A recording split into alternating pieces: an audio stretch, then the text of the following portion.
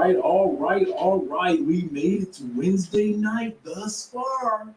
This is a great week. I'm glad to see you guys here. We got a great topic tonight. We're going to have some fun tonight. Listen to a little bit of serious and then listen to a little bit of comedy. We're going to listen to some of the comedy tips that our friend Corey Holcomb often gives when it comes to dating. And a lot of this also applies to guys that are traveling outside the United States and you're dating. Yes, if you're one of those guys that travel outside the United States and you like to date, whether it be pay for play, whether it be you're meeting them organically, whether you're meeting them online. Stop meeting them online in Colombia, but in other countries, you're meeting them online. There are still some things that you need to do, some do's and some don'ts of dating when it comes to traveling. We're going to talk about those today. I understand what you want to do. I got you, fellas. I got you. You want to have it like this. I got you. That's what you want. You want to buy the butter rolls on her tippy toes. And I know that's what you want, but there's still some things that you should do and some things that you should not do, even if you want those encounters to take place. So shout out to all you guys that are here tonight. We got 28 people in the building right now. Click that like button. We like you. Make sure you like us too, because you already know when you click that like button,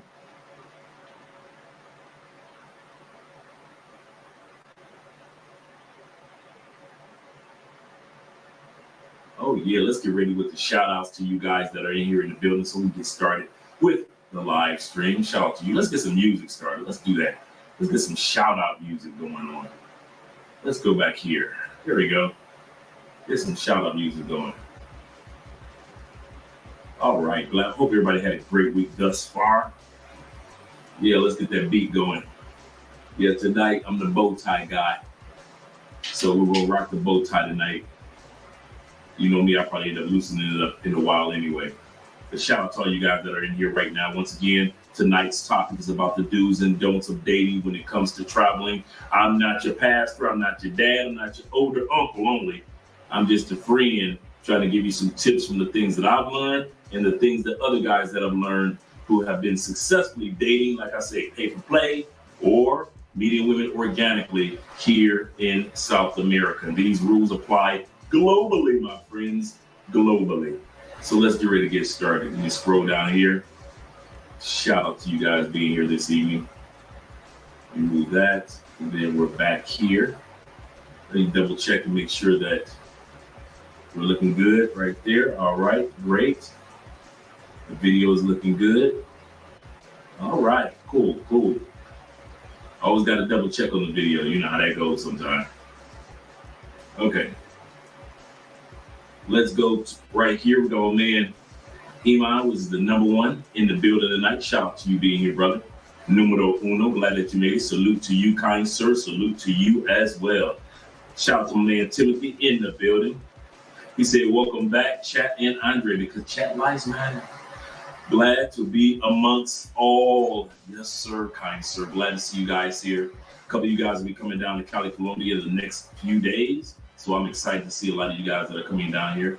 Once again, shout out to my man Timothy, who says, Avengers real symbol. Let's do this again. Yes, sir, kind sir. We will do this again. LJ is in the building representing. Shout out to LJ, the Southern Vegan. He said, glad you're back in these YouTube streets. You know, these YouTube streets couldn't keep me away much longer, so I had to come on back home where I belong.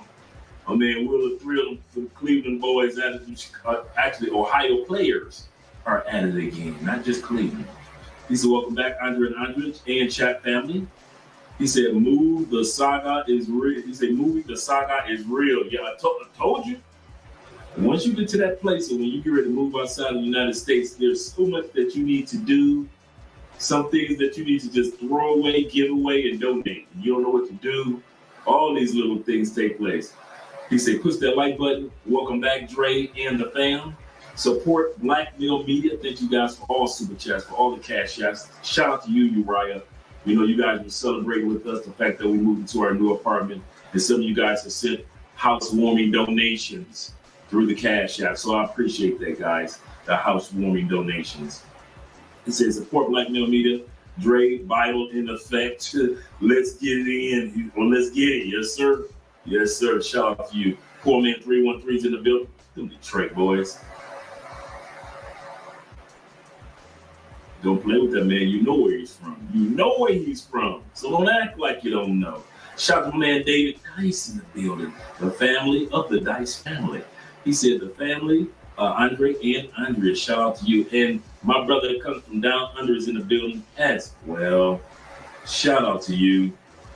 Shout out to you. And the great one. The great one says, he's like, wonder brother Andre knows his mic is hot.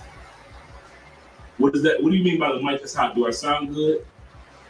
Or do I need to, he said, brother Andre, your mic is off. Okay, I'm going to leave out, and then I'm going to come back in. Thanks, guys. I don't know what kicked my mic off, but let me leave out and come back in. I'm going to, well, maybe I can change the settings right here. Let's see right here. I can do it right here. Oh, yeah, I see what I'm doing, what I've done. I see. Thanks, guys. How does this sound now? How does my mic sound now? Put a 1 in the comment section if my mic sounds better. Put a 1 in the comment section if the mic sounds a lot better. You guys were right. The mic was off. The mic sounds nice. Thank you.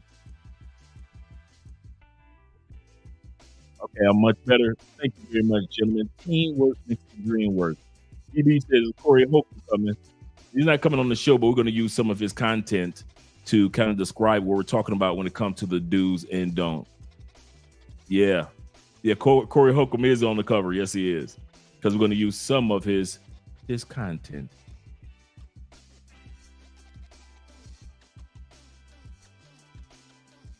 There we go. There we go. Let's go out of here. Let's close that. Save that. Now go back to the comments. Bada bing, bada boom. Okay, cool. All right. Let's go down here to once again. Let's hit the super chats first. My man Black Nubian in the building, the Canadian boys. Thank you for letting me know, guys, that the microphone. I told this guy where I was from.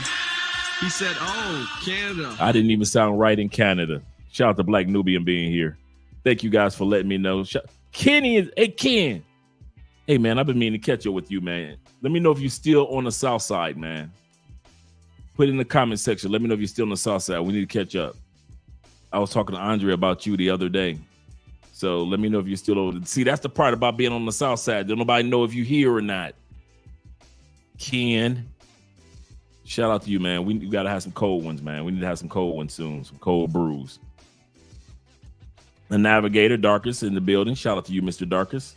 He says the devastating, he said, the distinguished gentleman who lives global lifestyle are in the building. Yes, sir. Yes, sir. Thank you very much. Shout out to my man, Sly City, Sly. He got me with that one. That was a tongue twister. I like that name. He said, may need to turn up the volume, Andre, bro. Sounds off. Yeah, I hope I sound better now, guys. Yeah, it sounded distorted. And I had it, what my mistake was, I had it on the wrong, I just didn't have it connected to the soundboard. That was my fault. Perfect, guys saying that I sound perfect. Sounds good. Shout out to my man Shy Talk in the building. My man Victory, another Ohio player in the building. Man, I got to get a drop for you dudes, man. With the $20. He said that bow tie and handkerchief combo. Yes, sir. That's what I'm trying to do tonight. That's what I've been trying to do tonight. Yes, sir. My man Kenny Peoples in the building, who are always showing your boy some love. Thank you, Kenny, for all the support that you show your boy on WhatsApp, and all the drops that I'm going to be putting on the soundboard will be coming by way of my man Kenny. Always throwing some good one. He said, dude is entertaining. Yes, sir, DB. Yes, sir. Corey is that dude. So we're gonna have some serious commentary, and then right after that, we got Corey's commentary coming right. So every time we listen to something serious, we'll listen to Corey. Something serious, listen to Corey. That's how we're gonna do all this evening, because there are some do's and don'ts when it comes to dating, And a lot of times, our brother Corey Holcomb, just like Patrice O'Neal, gave tips and gives tips on how to do it correctly. So shout out to you brothers being here in the building. Once again, shout out to Victory, man. Always showing some love. And shout out to you guys. Once again, let me always make sure I check out the Cash Apps this evening because I know you guys always show support and I don't get a chance to check it out as often as I should. So I want to make sure I show love and support to you guys as well. Shout out to you guys watching from Facebook, watching from Travel Unraveled, our other channel. Shout out to you guys. Jalupe is in the building. Shout out to you, Mr. 71 himself. And once again, we got my man Timothy of the Bright family and the namesake Dre Thomas is in the building. Shout out to all you guys here. We got 60 thus far. You guys are coming in here. We got 64 people in the building. Click that like button. I like you. Make sure that you like us too, because once you click that like button, you already know. Oprah coming next. Once I establish this as a place of truth. Yeah. Oh, yeah. Yeah, man. We're trying to establish this as a place of truth. So let's get everything set up. He say lemonade, not lime, with the Ciroc. Man, hey, listen.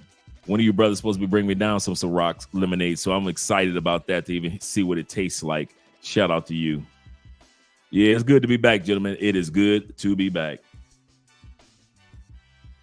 This is just regular agua tonight, but you know tomorrow night is on.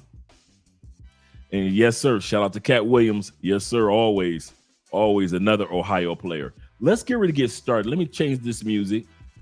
Actually, let me turn this music off for right now. Let's get ready to get started. There are some tips that we all need to take when it comes to traveling. This is not about who knows what or my style is better than your style. In other words, some of you guys, like I said, some guys are pay for play. Some guys are like, I don't do pay for play. I like the organic thing. Some guys go online in other countries other than Colombia. Hint, hint. Somebody just put into the WhatsApp group today a message that he got from a friend stating that he got robbed and drugged in Colombia. He said he put the message in the WhatsApp group and the guy was like, he said, well, okay, what happened? I met this girl on Tinder. He could have ended it right there. I met a girl on Tinder. This just happened a couple of days ago, if not to yesterday. He met the girl on Tinder. They went out on a date, took her back to the hotel, woke up the next morning, everything gone, including his $1,400 brand new iPhone.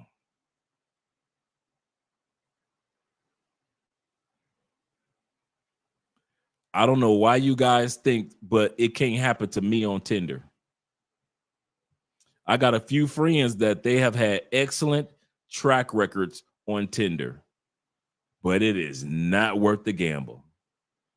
And they, in my eyes, these partners, and I've said this to them, you just buying time. You know, when you go to the roulette wheel that you're winning on the roulette, nobody can tell you anything. You're constantly winning. You're up 10,000. You're just buying time. Remember, the house always wins. So even those of you that I personally know, I'm telling you, stay off of those dating apps and especially Tinder, but just stay off those apps in Colombia. I'm going to say this again. Stay off of Colombia and Cupid. You used to be able to do that one, but dudes start doing it the wrong way since they don't want to take my advice when it comes to use the advanced settings. And then you can choose the quality of woman that you want. Dudes don't want to listen on Colombia and Cupid. Dudes are acting stupid on Tinder. I'm telling you, there's not an app in Colombia that you can go on and you can escape it. I know some of you dudes say, but I've been coming here 5 years using apps. Continue to use it, brother. Continue to use it. Like I said, the house always wins when it comes to gambling. The house always wins because a lot of you guys don't know when to walk away from the table. That's why the house always wins. Shout out to you guys. Excuse me. Cologne of the evening. We got Jean Paul's Gaultier's. I believe it's the Le Male Extreme. I just got this one too. It's kind of sad that I forgot the name already. This came out in 2022. This is like excuse me, guys. This is the upgraded version of this that came out like in 2015, 2016. Le Male. Remember Le Male came out? Very manly, very clean. This is a good sex. Both of these are really good sex colognes. You know how I always say there are certain colognes that you can wear for sex or a date night, or even if you're like me, you like to wear colognes when you get ready to go to bed. That's what this is. It's not super strong. It's just right. So you don't have to feel like when you're having sex, you're just blowing the walls down like Baccarat 540 would do, where everybody in apartment, 3 apartments over can smell you. That's Baccarat 540. But Le Male colognes are excellent. And then I've got this one in the white. This one actually usually comes in the blue, but I actually got a copy of the white one. And this one is Jean Paul's Gaultier's. Come on, Joe. Oh, Le Bleu. Le Bleu. This is the coconut one. Oh, yeah. This is the Pina Colada one. See, here's what happened when all these coconut scents came out. When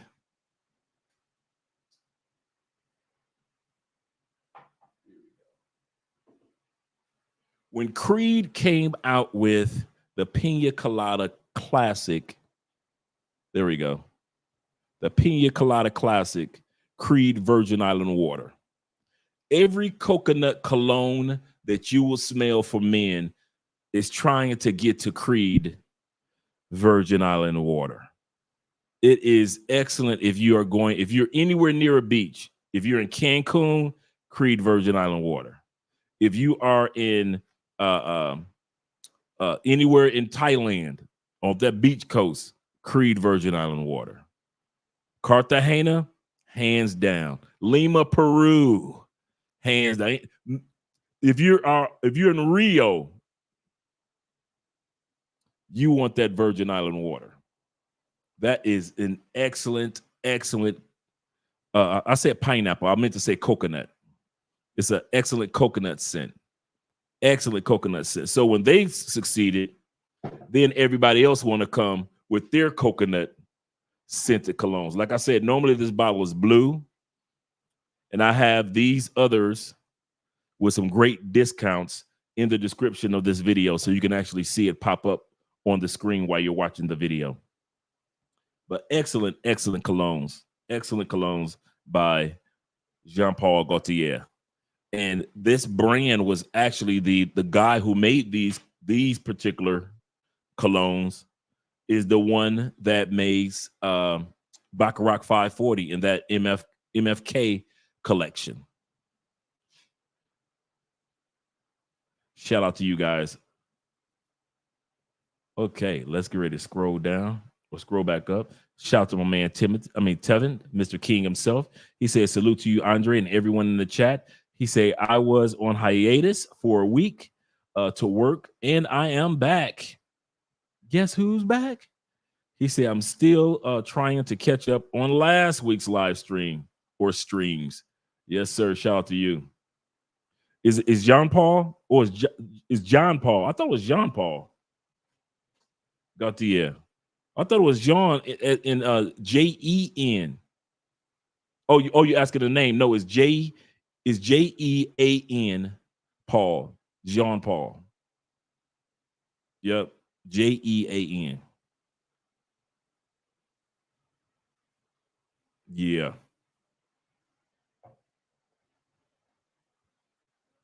Oh, bruh, that's the next one. Hey, that's the next one I'm getting. That elixir. I'm hearing that elixir is the next level. In the gold. See, if you guys have seen these, they've got one that's in a gold body, or in a gold bottle. I hear that's the best one of all time. So that's the next one I'm getting. That's the next one on the list. Yes, sir. Yes, sir. Sound like I got a couple of cologne connoisseurs up in here. Shout out to Gail at Night being in the building. Make sure you guys click that like button. We like you. Make sure that you like us too. Shout out to you. Shout out to you. And my man Don in the building. Shout out to you, brother, for being here. Donnie says this. He said, I know it's off subject. He said, Saudi Arabia just ended 50-year U.S. Saudi Arabian petrodollar deal. Wow. I did not know that. Let me write that down. I usually keep up on what's going on in politics.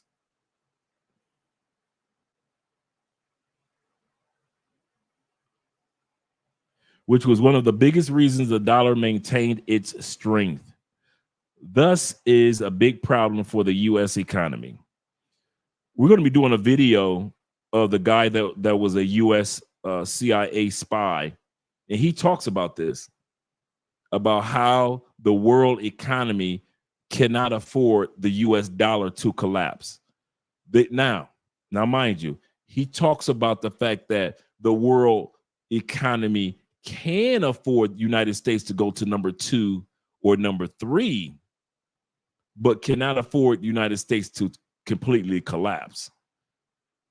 So he says the world centers itself around the dollar so much that if China moved up to become number 1 as far as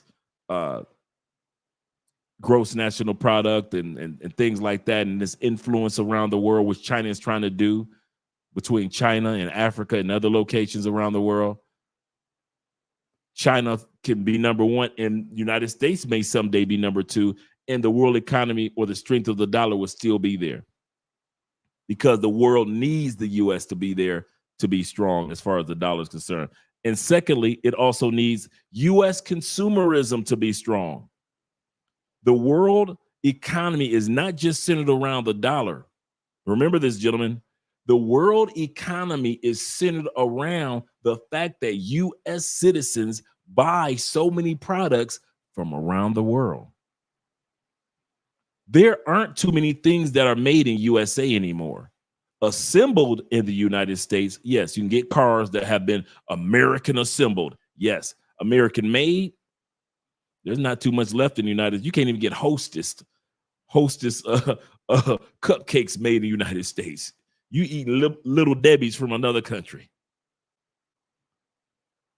So the world economy centers around the fact that Americans not only, now check this, he's going to mention this on the stream that we're going to do this weekend. He mentions the world cannot afford the United States to drop past number 3. We can afford the United States to drop to number 2. We're okay. Number 3, it's tight, but the United States will be all right. We're the number 3 strongest economy in the world. Number 4 on down, then the United States is in trouble, right? But the world can't afford that to happen to the United States, because the U.S. dollar needs to remain strong for U.S. citizens, because we are the ultimate consumers around the world. Did you know that the United States, I read this a few years back, the United States uses up over 40% of the world's natural resources? 40%. One small country, we're not even a continent. 40% of the world's natural resources in one capacity or another, whether it be the chips in our phones, whether it be our own water, whether it be something else that we get from another country, we use 40% of the world's natural resources. So they need, number 3, U.S. citizens to always be on consumer mode, which we usually are. The number 4 thing that they need the United States to be in order for the U.S. or the global economy to stay in place, they need U.S. citizens to remain ignorant of the rest of the world. This is what he said. He said, as long as the United States citizens on average are ignorant to what's taking place in the rest of the world, and we still have this I am number 1 naiveness, they say the rest of the world cares less about how Americans feel about we're number one. Cool, as long as we're spending and buying their products. Look what happened this past year with Mexico. Mexico, who did they pass up as far as international products sent to United States? China. 2023, Mexico. Yeah, that Mexico passed up China for selling and distributing the most products to U.S. citizens. So as long as they know that we're naive and we're stuck in our little U.S. bubble, USA, we don't know anything about the rest of the world, for real. And all we know is about consumerism, and we're number one. The rest of the world is like, cool. As long as y'all think like that, the global economy can keep running smoothly because Americans will spend. And this is what he said. This was a CIA spy.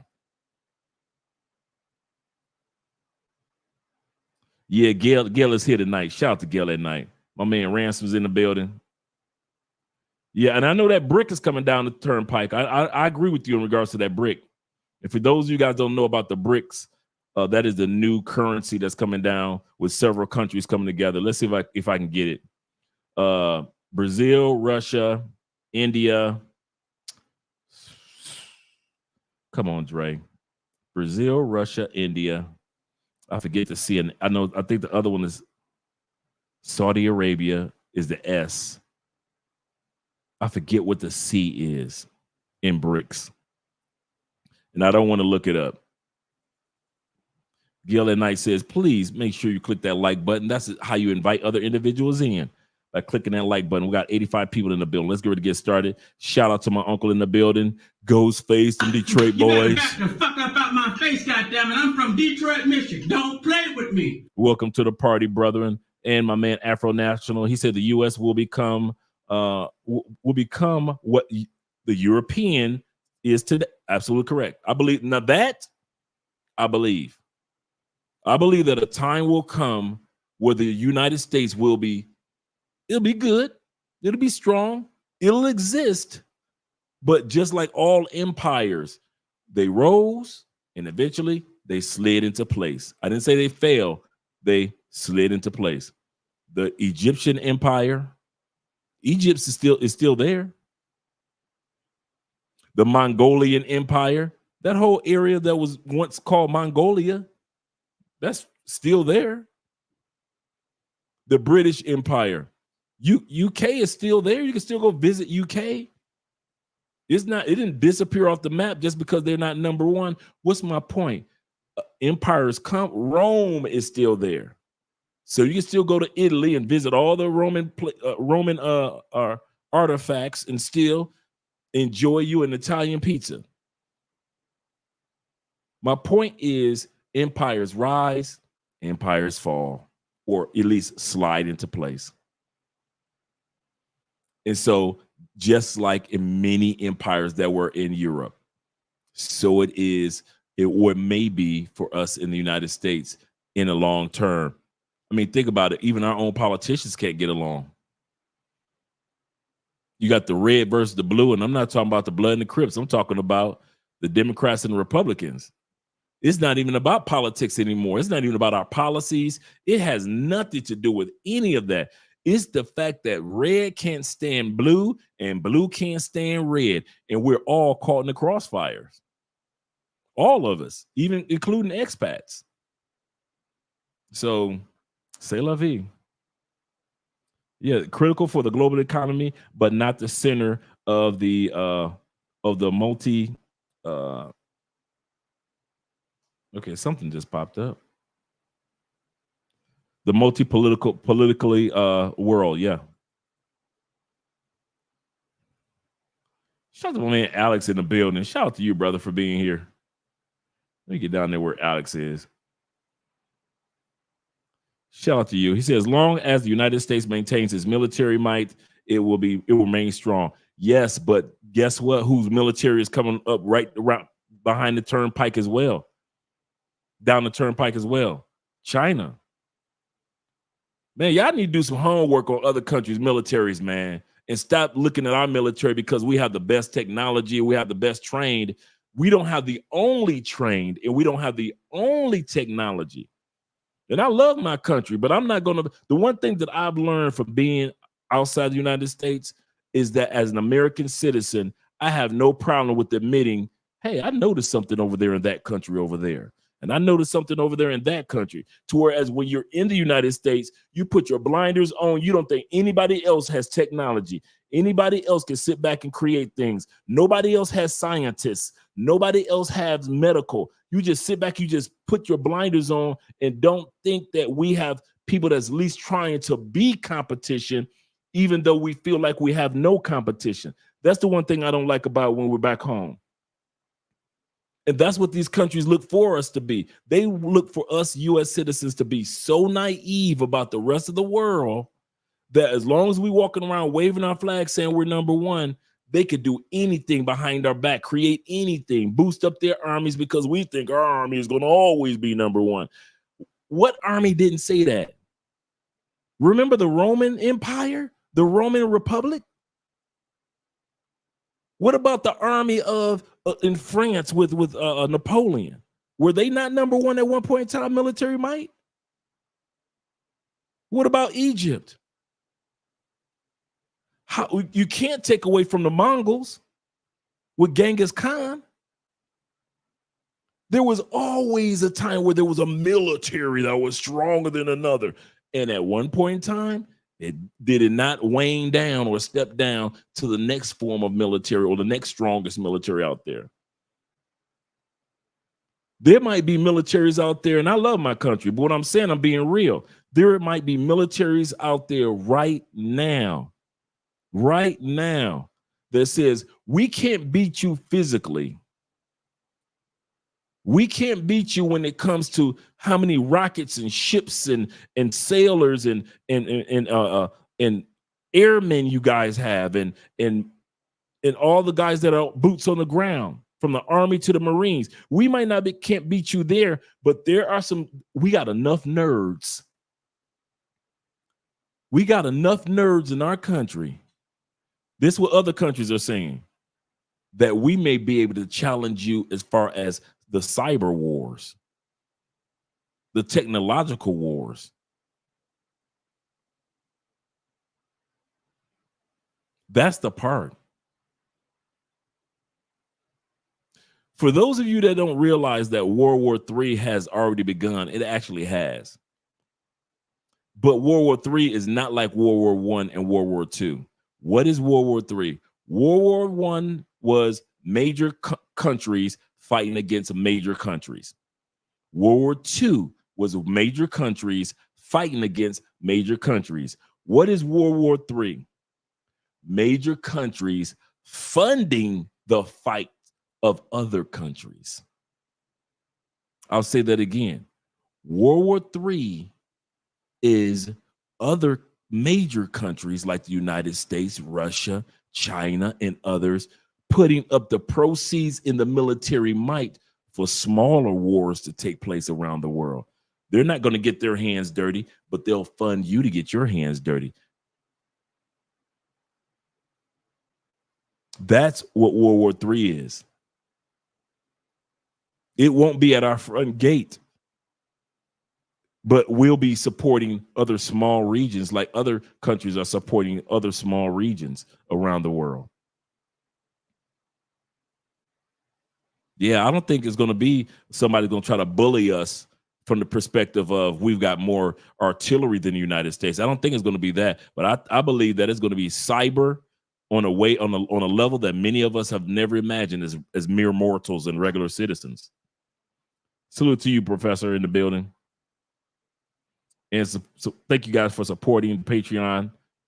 We need at least 2 people tonight. Let's say 2 people tonight join the Patreon. Just 2. He says it's called proxy war. Thank you very much, brother. Yeah, it's not going to be what. See, we're so programmed in the States to put our blinders on and we watch the movies and we see our guys come in and we just kick in doors and we bully and I don't want to say bully, but we kick in doors and we conquer. We're used to seeing it with just brute force. It's not going to be like that anymore. It's going to be who has the smartest nerds. Shout out to my nerds brothers. Who has the best hackers? Who has the best cybersecurity guys? Who has the best IT guys? That's where it's going to take place. Okay. 2016. Are we still to this point not believing that, or many of us already believe that Russia hacked into our elections in 2016? Can we not say that? We're still talking about that to this day. Am I correct? When Trump first won, many people to this day believe, and there have been court cases and investigations and hearings in Washington about what took place in 2016. Were we infiltrated by their cyber attack? They don't need to tear us down if they could control our elections, or we can control theirs. Shout out to Official Kobe, man. I watched the video of your interview the other day. Really good video. Really good video. I forget the brother's name that you were interviewing on your show. That was really good. Yeah, World War III proxy wars of indirect attacks. Yes. Take over countries from within. That's how it's going to be. Kid you not. It's crazy. He said, Afro National says, agree. He said, honestly, prefer economic warfare than bloodshed. Absolutely correct. Don't we all? Don't we all? Let me make sure I got everybody. Once again, my man Alex is in the building. He said they may have the numbers, but they don't have the experience. This is true, brother. This is true. And that's why it's going to be that proxy war that we were talking about. He says, once again, as long as the United States maintains its military might, the dollar will remain strong. I think the United States dollar is going to remain strong because the United States is built on our consumerism of foreign products and services. So even if we didn't have, which we do have, this strong military might in which we have, the fact that we impact the economy of other countries so much, that's our superpower, not just our military. The fact that we are some consumers, super consumers. They tell us everything.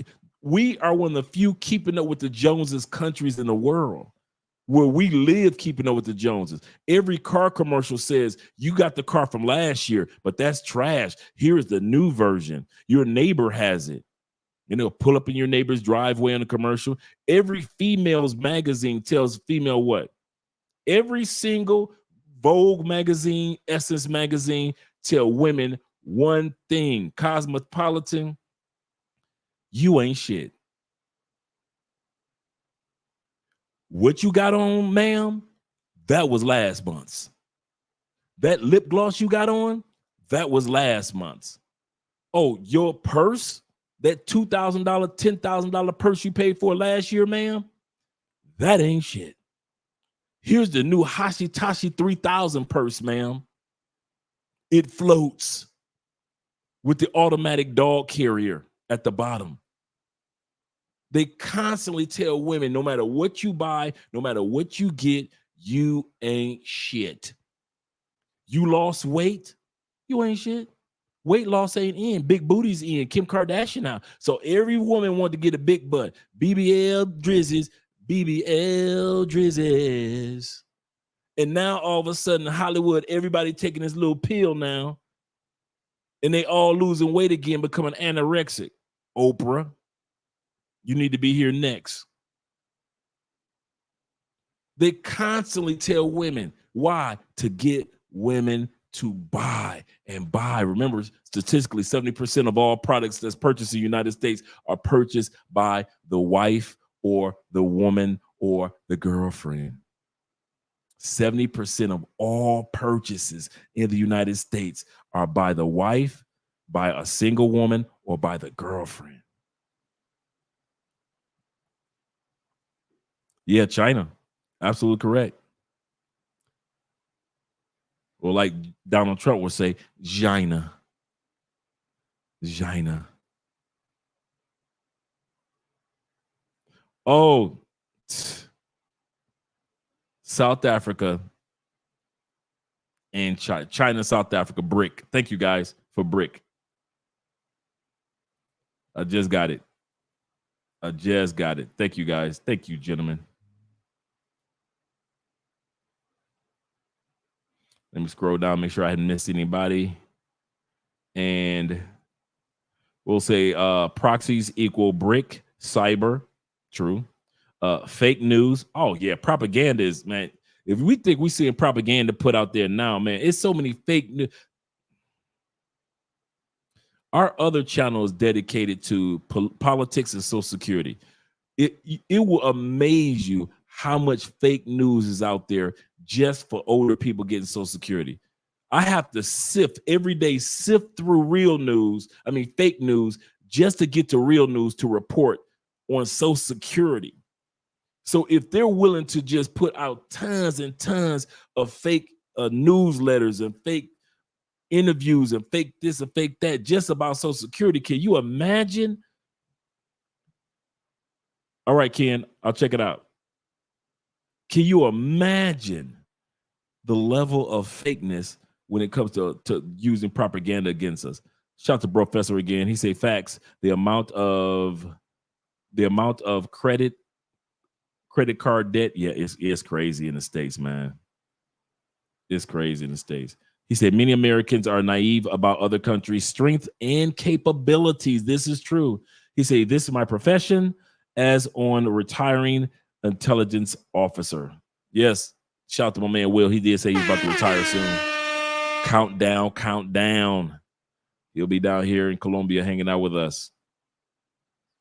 And yeah, man, that's what it's all about, that intelligence now.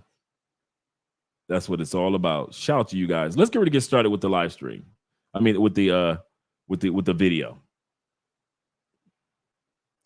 We're going to sit up here and listen to what the brothers have to say from Harley Initiated, and we're going to go through each tip that they give on the do's and don'ts of dating that applies to international dating as well. I want to talk to that young brother today that's in that space, that right where you was at, Ryan. That young brother that's potentially thinking about, bringing a woman into his life. And I want you to really give us some game. We're going to take this wisdom up out of you on how we should properly go about doing that. Okay? So my first tweet years ago on relationship was become the right one before you get the right one. It's always about you first. And I think let's pause right there. He said, become the right one before you get the right one. It is always about you first. So many cases, brothers try to grab somebody just for the, they always say, if you're going to be in business, you need the right person on your side. But the truth of the matter is, have not developed. A lot of times we're trying to get to the destination and you get more on the journey than the destination. You develop on the journey. So if you grab the wrong person too soon in advance, then they can mess up everything you're building. They're not going in the same direction. So I think you need to get yourself together first before you bring somebody else in. Get your bag up, your career, know where you're going, and then choose later rather than sooner, because you know what you need. You know the temperament you need. You know where you're going. You know who you are. To grab some, I know they say, well, we can grow together. Yeah, sometimes you grow apart too. I talk about the truth while I'm on stage. Ladies, let me tell you something. Your man is with you because at this point in his life, you the best he can do right now. I know it hurt. I know. But I'm telling you, if he find a way to get rich, your pink slip is on the way. Hey, your man get rich, I'm telling you, you cough the wrong way, it's over. Hey, I can't do this no more. He's absolutely, we're going to pause it right there. They're absolutely correct. Both men, Corey and the other gentleman, was saying, fellas, get yourself on track. Corey was saying the better that you get, the better woman that you're going to be attracted. And you may want to get rid of that woman that you're with right now because you're becoming a better person. In other words, the first thing that they were saying is don't ever, and I mean when it comes to traveling to other countries, guys, never make the mistake of thinking that she's the best that you'll ever do. Some of you guys, the woman that you're dating is perfect for dating, not a relationship, not perfect for having kids.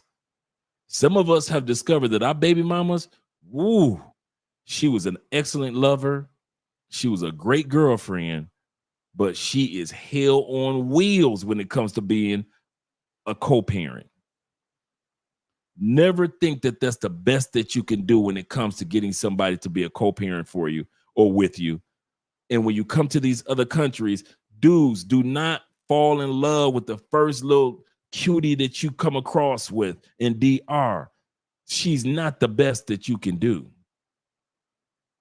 Some of you dudes, like we mentioned on some of the other episodes, you're trying to pay for play girls, not to pay for play. I send her $300 a month to DR so she don't have to sell her coochie no more. Is that the best that you can do? When you are a traveler and you have to sit back and rescue some female from something that she don't want to be rescued from, ask yourself, is this woman in my life the best that I can do? If she is for that stage of your life, you need to do like the other gentleman was saying, focus on you first. Get your money up as you move to DR or go to DR. Get your mindset right as you go to DR or Colombia or Thailand. All these things are going to make you feel better about yourself greater about yourself and not pedestalize these women's beauty. Some of you dudes, y'all can't take it in Brazil. Nope. Why? You pedestalize beauty too much.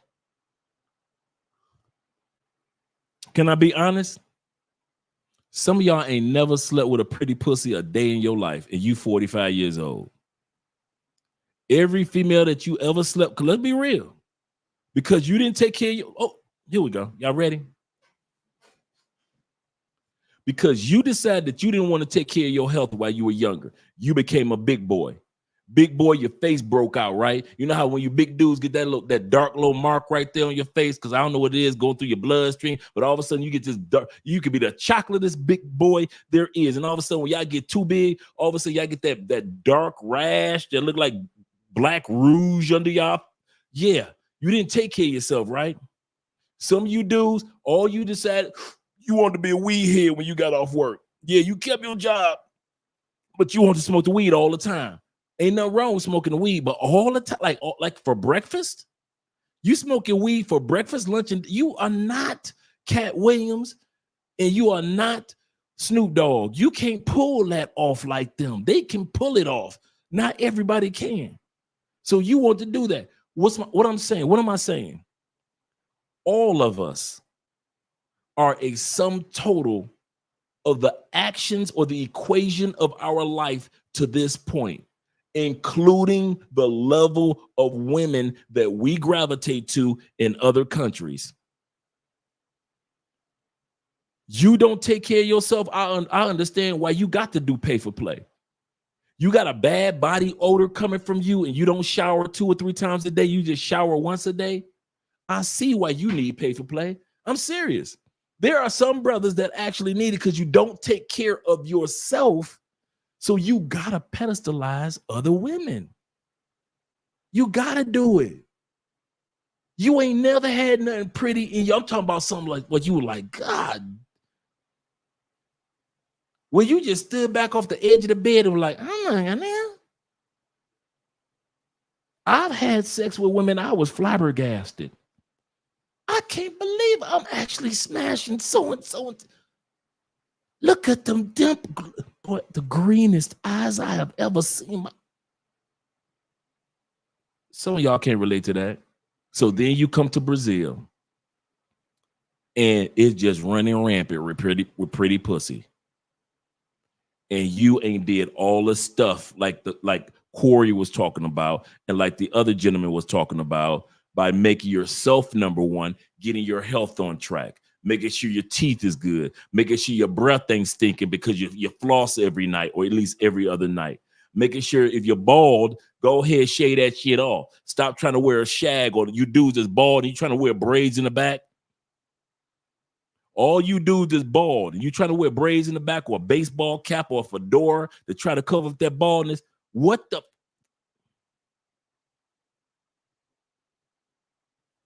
Did Kobe's wife leave him when he shaved his hair off because he knew he was going bald? What about Jordan? Did his Latin wife leave him when he... All of us dudes that shave that shit on off, our women ain't left us. Shade that... You look crazy, bro. Looking like everybody can't pull off the George Jefferson except George Jefferson. Y'all do know that, right? We ain't never had another brother on television that can pull off the hair on the side and the bald on the top, except for George Jefferson. After this live stream, you need to take your butt right in that bathroom, and that same razor blade you use to shave in the morning, you need to shave that off your top of your head before you go to work. Let your coworkers see the new Tellus Savalas Kojak walking through. You can walk through work with a popsicle in your hand. I don't care, but you need to shave that off. Why? Because you don't look well groomed with the shag in the back.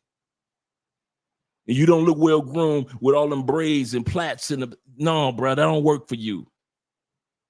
That don't work for you. It's over. It's over. Let it. I let it go. I let it go, bruh. Let it go. Let it go. Let it go, bruh.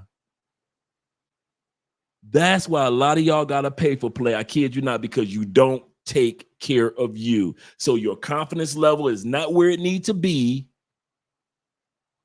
So now the only thing that you got confidence in is what? Your money. And there's nothing wrong with having confidence in our money. But if that's the only thing that you got to lean on, that's where the problem comes in. So guys, I believe in you. Go and shave that off the top of your head, bruh. I don't care if you're getting bald from the front or if you're getting bald, if it's spreading. See, me, I'm a back spreader. See, you'd have saw me going bald from the back, pretending like all this was good, but it's all thin and bald right here. Some of you dudes, it just slide back. Some of you, you know, your whole face starts right here. Your face starts right back here. I'm serious. You think after this live stream is jokes. This is how these women down here in all these other countries look at you. They don't be looking at you like, I got me a fine one, girl. Ooh, I got to give it to him. No, they look at you like, cha-ching, I got to give it to him. He doesn't take care of himself. And he worships my beauty. So therefore, I'm going to get him for all his money. Take care of yourself. The level that you take care of yourself, that's the level of confidence that you'll have. And that's the level of women that you'll tolerate in and out of your life. Shout out to you guys being here in regards to that. Let's get ready to continue on. Let me make sure I don't miss anybody. Make sure I don't miss anyone before we scroll down.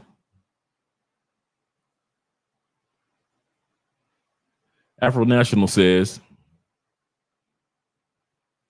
he says, salute Unc, bro. Long live the passport, bro. Shout out to you, brother, for being here once again. I think I missed your super chat. Shout out to you guys. Let me scroll down a little bit more. Make sure I don't miss anybody's super chat or cash apps. Shout out to Gail at Night. And shout out to you guys joining the Patreon. Absolutely, brother from down on under. Don't swing on the first bitch. I know what he said. He said pitch. The first chick that cooks for you in Colombia, she ain't your boo. The first chick that give you some booty in Colombia, she ain't your boo. The first chick that sits back and meets you at the airport, she might not be your boo. I know how Colombian women do. They coming with the flowers. They coming with the can. They coming with the balloons. The first chick that gives you a birthday cake, because your birthday, you know, Colombian women, when they find out your birthday, they gonna make sure they got a small little celebration for you. That might not be the one, bruh. Stop rushing. It's all about you. This whole journey, this whole passport, bro, Blue Book gentlemen, enlightened men, all of this whole journey is about your development, not hers first. It's about your development, you being the best man, you being a version of you outside the United States that doesn't even exist in the United States, a better you. It's all about you developing. Just like with the passport sisters, it's all about them. It's amazing how you got these sisters that make all this money in the States. I'm a boss chick. You can't tell me nothing, AKA all that stuff, right? But why is it when they get to Jamaica, I said it, why is it that when they get to Jamaica, they are paying for the poorest Jamaican men and boys to have sex with them in the ocean? Shout out to my Jamaican brothers. Y'all some freaky dudes, man. Anytime you can keep it hard in some cold, salt water, salute to you, kind sirs. Salute to you. And these women in the States who would talk about they boss bees and all that be bent over a banister. And you think Jamaican dudes about to get an Airbnb? Oh, no, they ain't. Either you going to pay for the room, sis, or you going to go out, walk out there in the ocean with him and he going to bust up in you in the ocean. But you ain't go get him hooking you up with the Airbnb and bringing you over to a nice lap of luxury. Not in Jamaica. That's not happening. And sisters will pay for the handsome bottom feeders.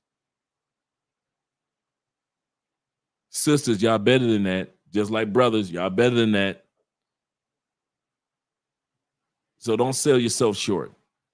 Let's go back to the video. Let me make sure I didn't miss anybody. And I didn't. Shout out to you guys being here. Oh, bro, yeah, they go. You ain't know that? Oh man, you can see that on YouTube. They got videos on that on YouTube. Yeah, them dudes that's okay. Why do you think on a lot of those videos about Jamaica and then the white women that go to Jamaica and sisters too mess with Jamaican dudes? You ever notice that they're always on the beach or by the beach? Do you think they're taking them up in them hotels? And on the bamboo rafts. So they either bent or your boss chicks in the States either bent over on the bamboo raft, or they just walking out to that salt water in the ocean, or they take them back to their Airbnb and hotel room. But the Jamaican brothers, they ain't about to sit up there and girl, you ain't going back to my house. Yeah. That was for Elusive Lady 2.0 and the other sisters. Yes, it was. You caught that, Tim? You caught that Elusive Lady trying to troll us last week? Stella got a groove back. They made a book and a movie about the women doing it. We ain't got no book deals, and no movies. Thanks, Gail. Thank you guys for subscribing to our other channel. Mostly Money, where we talk about politics and finance. Shout out to you guys. Let's get ready to go back to the video. Get to this next. So let me ask you this. Should a man be trying to marry a woman if he got $10,000 in his account? He's going to get a $10,000 woman. Should a man be trying to marry a woman if he's got $10,000 in his account? And the minister said, you're going to end up with a $10,000 woman. In other words, if you carry yourself with a broke life and try to move too fast when it comes to these ladies around the world, you're going to end up with a broke woman or unestablished woman. What's my point? I'm gonna come right back to the video, I promise you. My point is, seriously, guys, when you come to other countries, if you're gonna relocate, get yourself established. And then you could go ahead and bring the women on the team. But when you guys try to rush and bring the women on the team, man, it always falters on you dudes. It always does. Nothing wrong with dating. Nothing wrong with, you pay for play. Nothing wrong with meeting somebody cool. But if you're trying to move too fast, it's not going to work in Colombia. Me and Andre was just talking about this over dinner tonight. I kid you not. She says that she said, Andre, when I hear you talk about, and I hear the guys in the groups talk about how fast you can have sex with women in the United States, she said, us in Colombia cannot even relate to that. She said, I'll even put it better. She said, Colombian men cannot fathom the thought of being able to go out to a nightclub, pick up a hot chick, take her back to the car or to his hotel room or to his house. They don't know what that is down here. Dudes with money do. But the average Colombian dude, she says Colombian dudes know when they go out, they either going to get the Instagram, they're going to either get the phone number. She said, but the first night, she said Colombian dudes know nothing about a one-night stand. She said that's why you ask most Colombian women, they don't have any friends that ever did a one-night stand, and they haven't done a one-night stand unless it's like party chicks that's like these young wild chicks that's coming along over the last 5-10 years. But the regular everyday Colombianas, and we were just talking about that over dinner. Colombian dudes can't relate to what we talk about in the United States, how we run through women in the United States and how easy it is. It's not a hookup country. So what's my point? Don't try to make it into one. Come on down to Colombia. Take your time. If you meet somebody cool, cool. If you don't, cool. On your next trip, you'll meet somebody. Take your time. The path, like the minister is saying, if you act like you a $10,000 dude, you're going to end up with a $10,000 chick. And we know 10,000 ain't nothing in the States. Yeah, there are women that you like that. He's gonna get a $10,000 woman. I mean, is that good? Is a $10,000 woman good? Listen, I don't think so. No, what's a $10,000 woman? It's a funny thing. I got ready to leave Detroit at one while, and I asked. His name was Bishop Andrew Merritt. We went to the IHOP, and he asked me this question. He said, "You got $10,000 in the bank?" I said, "No." He said, "Then why are you staying here? You ain't got nothing." Now, this is an old seasoned man. I was younger then. So that's your $10,000 question. It's really nothing in this economy. And that was 20-something years ago. So $10,000 man who has $10,000 in the bank, is his bills paid? Is he in debt? Is he over his head in debt? How's his credit score? How's all that? You got to give me more than that. Because $10,000 in the bank could be good for somebody and they don't have a lot of debt. But if they have a lot of debt, is $10,000 going out also every month? Then that's nothing. A woman has to look at how a man manages his money, how he pays his bills. I have this conversation all the time, because I'm not used to anybody telling me what to buy. I like clothes, all right? I want to buy what I want to buy.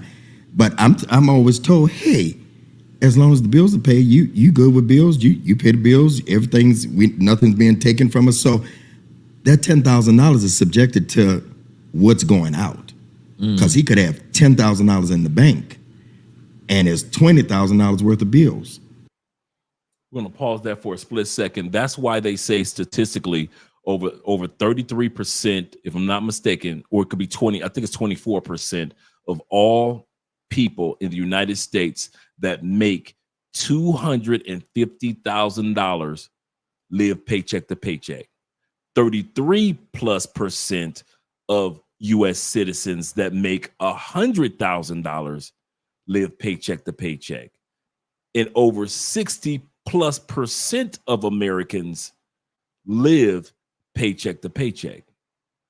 We make money that They can't take that away from us Americans. If we can't do nothing, we can make some money. But our financial literacy is not where it needs to be. I'm starting to see a shift in the United States where many of us are starting to become more financial literate. There are people that start to be more frugal and financially feasible when it comes to how they spend. A lot of us are not living with emotional impulse buying. Like we'll see something and say, well, I'll come back tomorrow. And if I really want to get it, then I'll get it tomorrow instead of buying $400 LeBrons today. So a lot of Americans are starting to turn around on how we see our income. But remember, I talked about the stat the other day, 36% of all men in the United States don't even have $500, $100 to $500 in a savings account. 30+% of us, men. 51% of all Americans don't have $500 in a savings account. And I don't care if it's a small investment account. I don't care if it's a savings account. I don't care if it's just a separate bank account. 61% of them, no, I'm sorry, 51%. It's 51. 51% of Americans don't have any form of savings between $100 to $500. And the global economy loves it. Remember we were talking about that earlier? Let's go full circle. The global economy loves the fact that we Americans are consumers and not investors or savers on a massive scale. That's what our problem is.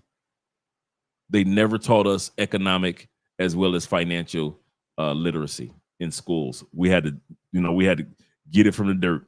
We had to learn on our own. Shout out to Dr. Kenneth in the building. Dr. Kenneth of the Walker family says this. He said, Dre, who told you that thou could rocketh my purple and gray? How dare thee, Andre? He said, you accented it with the bow tie. Yes, sir. He said, looking profoundly professional tonight as you facilitate facts. Yes, sir. Thank you very much, brother. Thank you for being here. And I see you looking rather dapper on your avatar yourself, kind sir. Shout out to you. Yep, consumerism. When during the Nixon administration, they stopped backing our US dollars with gold and said the US dollar is now strengthened or backed by US consumerism. So as long as we're spending, that's how the dollar stays strong. Once US citizens stop spending, it will have a grave impact on the global economy as far as the products that they produce for us to purchase. Preach, brother, preach. It does not care how you look. Let's go back to the video, guys. I want to shut up too. He's driving a car that he can't afford. That's why I say you have to get yourself together. I believe what you have in the bank is what you draw. What you make is what you draw, who you draw. Now, Damn. that's interesting. What you make is who you draw. Fellas, if you got money, you can get women, okay? Now, if you got a lot of money, you can get some of the finest women in the world. So with that being said, I want you to know the way your woman look represents your income. So I'm saying you ain't got to explain nothing to me. I see this recession that hit a couple of y'all upside the head.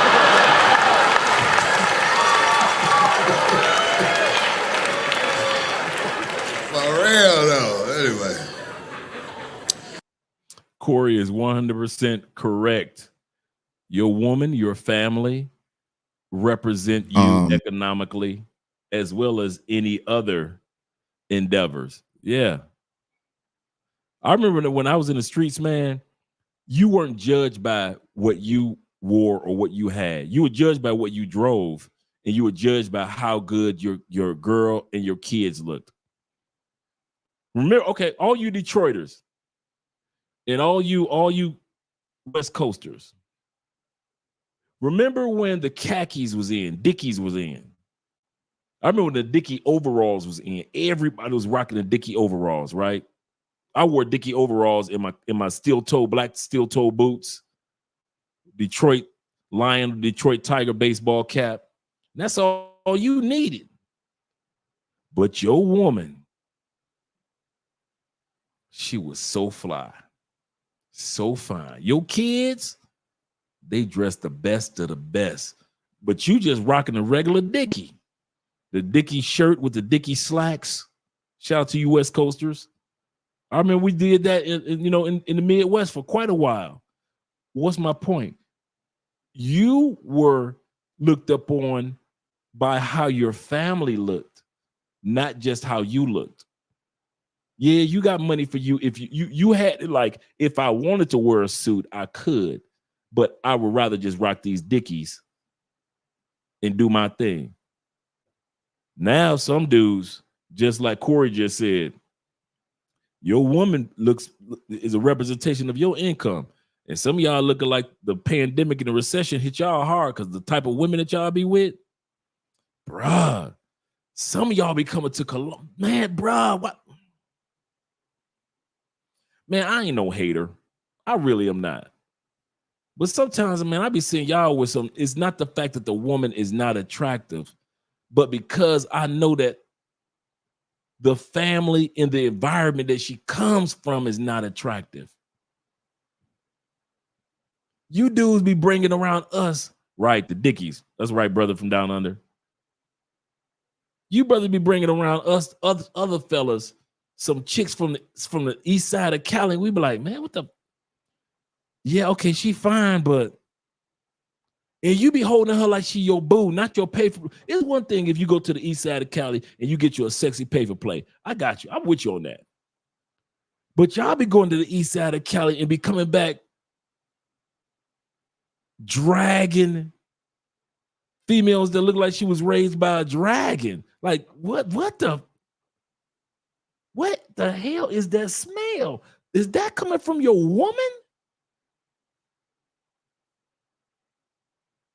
Some of y'all be going to areas of Medellin, bruh, and y'all pull out some cuties out of there.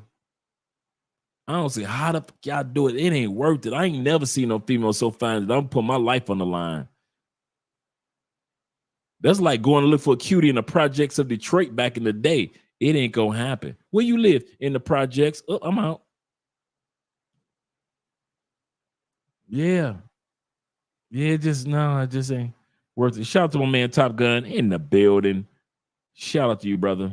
Them DC players. Shout out to you being here. Let's get back to the video. I think that we're pressured. The very thing that we're on right now, social media, pressures women to have sex. Got to have sex, and she really don't want to. Even this whole thing of, I'm gonna flew you out and you got to have sex. Get your own trip. You don't need to be flew out to have sex. Work and yeah, but I think you should not be pressured to have sex casually or in any otherwise. I think you should do what you're true to doing. Bishop, I think these women want to have sex. And they do. They do. And see, now here's the thing. I think it's more, I don't know if it's pressured as much as programming, right? Because I do think from a very early age, we introduce the sex. And I mean, every day. Well, it's all over now. It's all everywhere. over. Social media. It's all over. You and can I go think look the at knob is just turning. You can go look at one wrong picture and it's all over your feed. It's all over. It's everywhere. Brainwashing us with this sex. Yeah. So in many ways, both, us men and women are just becoming more sexual creatures. But here's the thing. Sex was not created to be perverted or to be bad. I think we made it into this bad thing. Sex is a wonderful thing. It's an amazing thing. You look at me. I just want to say amen. It's a great thing. You hear what I'm saying? It's a great thing. But But I think also with it, like in anything else, you have to be disciplined. And I don't think the discipline is there because the images are everywhere. And I think that there is a pressure. And I do think women want to have sex. I don't think women admit that.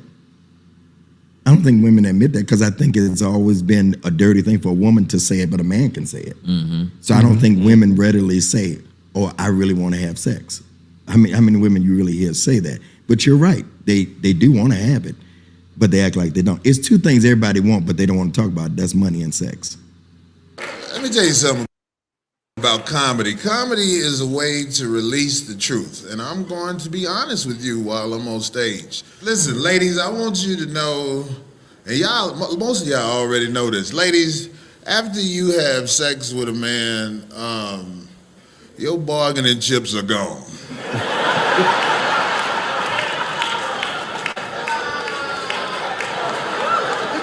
No, you need to know this. Your bargaining chips are out the door, so stop asking stupid questions after we have sex with you. I had sex with this one girl. She was like, "Where you been?" I was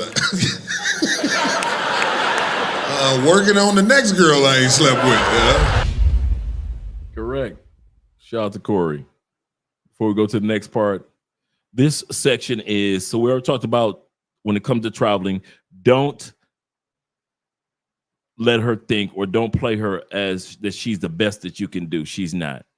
The first woman that you meet in a new country. Number 2 is get yourself right before you make the final choice of what woman that you want. Once again, get yourself right. Whether it be you go back to the States and say, well, I'm gonna get my money up, I'm gonna be on point, blah, blah, blah.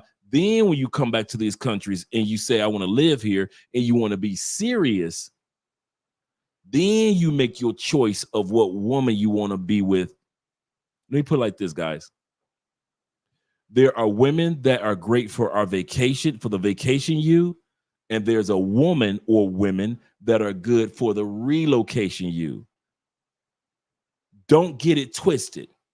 The female that sucked your toes, nose, and elbows while you were on vacation, that's what she was for, the vacation you. You need to kick her to the curb as soon as you become a relocator. Some of you dudes think the chick that's the party chick, she's the chick. No, she's not. She was good for the vacation you. You're going to come to these countries, I kid you not, you're going to be highly disappointed because you're going to try to make the vacation chick into your relocation chick, and you're going to be disappointed in what this chick cannot do for you. She can't do no visa paperwork. She can't help you find your apartment. She don't know how to read a lease because she ain't never had a lease before. I don't need to be telling that truth. Some of y'all women are so fine and they never had a lease a day in her life. So now you want to come to Colombia and you don't know Spanish when it comes to the professional terms. And this heifer ain't never had a lease. And she's 27 Colombian, 27-year-old, fine as can be. She's only good for the vacation you.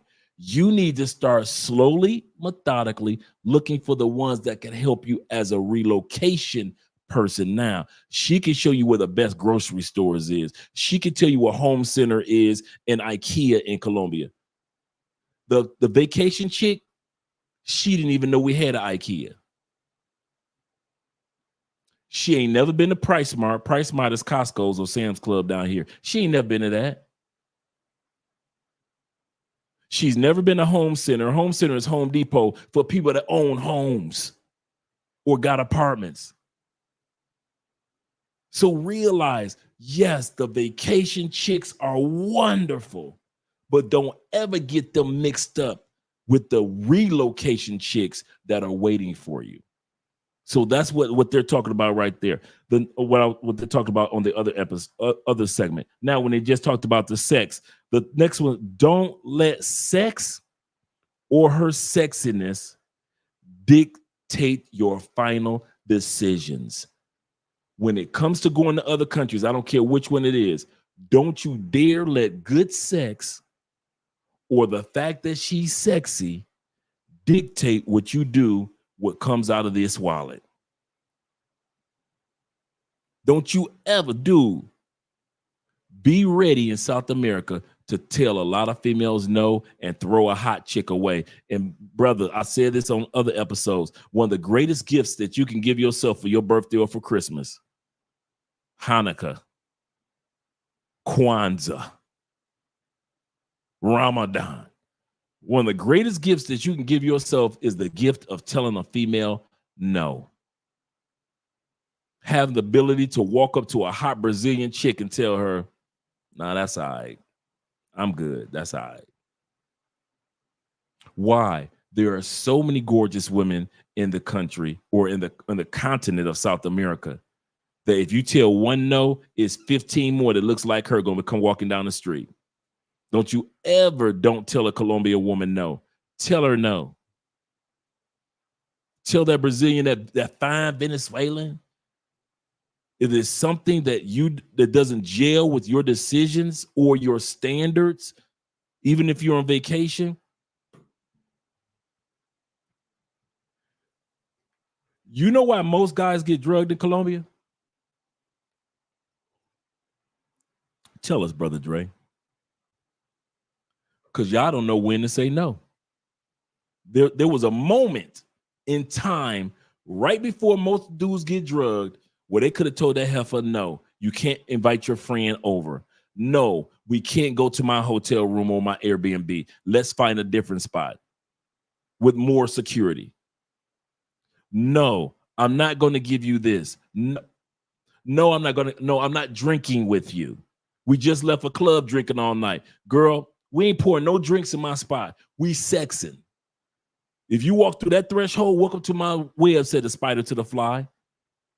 Welcome to my web, said the spider to the fly. If you cross the threshold into my Airbnb, girl, at 4 o'clock in the morning, we just did all the drinking we gonna do in the club. Ain't go, girl, you ain't go until we have sex. You can't get a glass of water in here.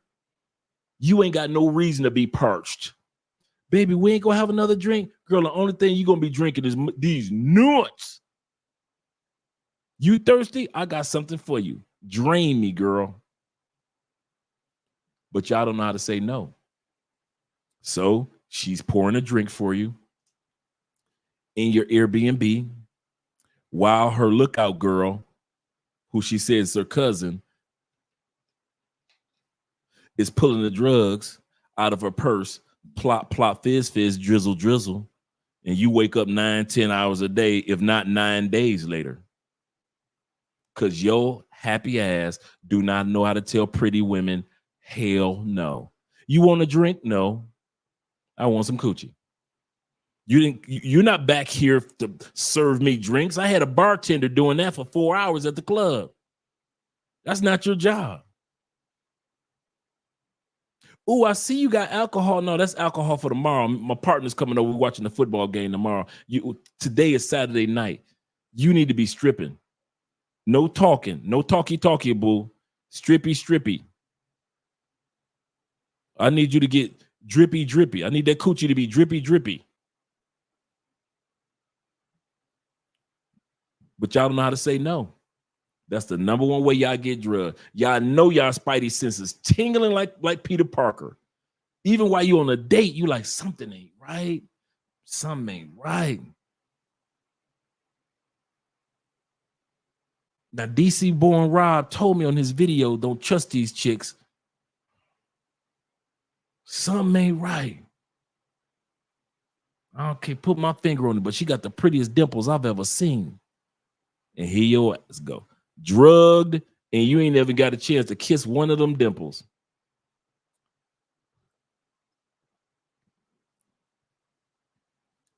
All you dudes that got drugged, you pay for sex without having sex. I'll say it again. You paid for sex without even having sex. She didn't even have to take her panties off. She got all your money, your watches, your computer, your passport. She got your cell phones, everything. You paid for sex, and you didn't even get no sex out of it. All you had to do was tell her no, shoot down to a brothel. They already got the prices on the wall, have a good time for a couple of hours, take a shower in the brothel, head back into your Airbnb, and get you a good night's sleep. But nope, you couldn't tell her no, could you? You couldn't tell them no in Cartagena, could you? Man, y'all some suckers, bro. I swear. I don't see how y'all keep going for that same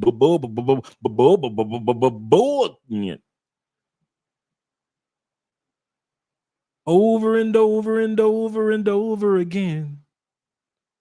Come on, fellas, we better than that. Back to the video. Back to the video. You guys got this. Shout out to my man MJB in the building. Now, is there a healthy way to, along the journey, be able to bring women into your space? Absolutely. And deal with women on a play basis before you actually get to where you're supposed to be?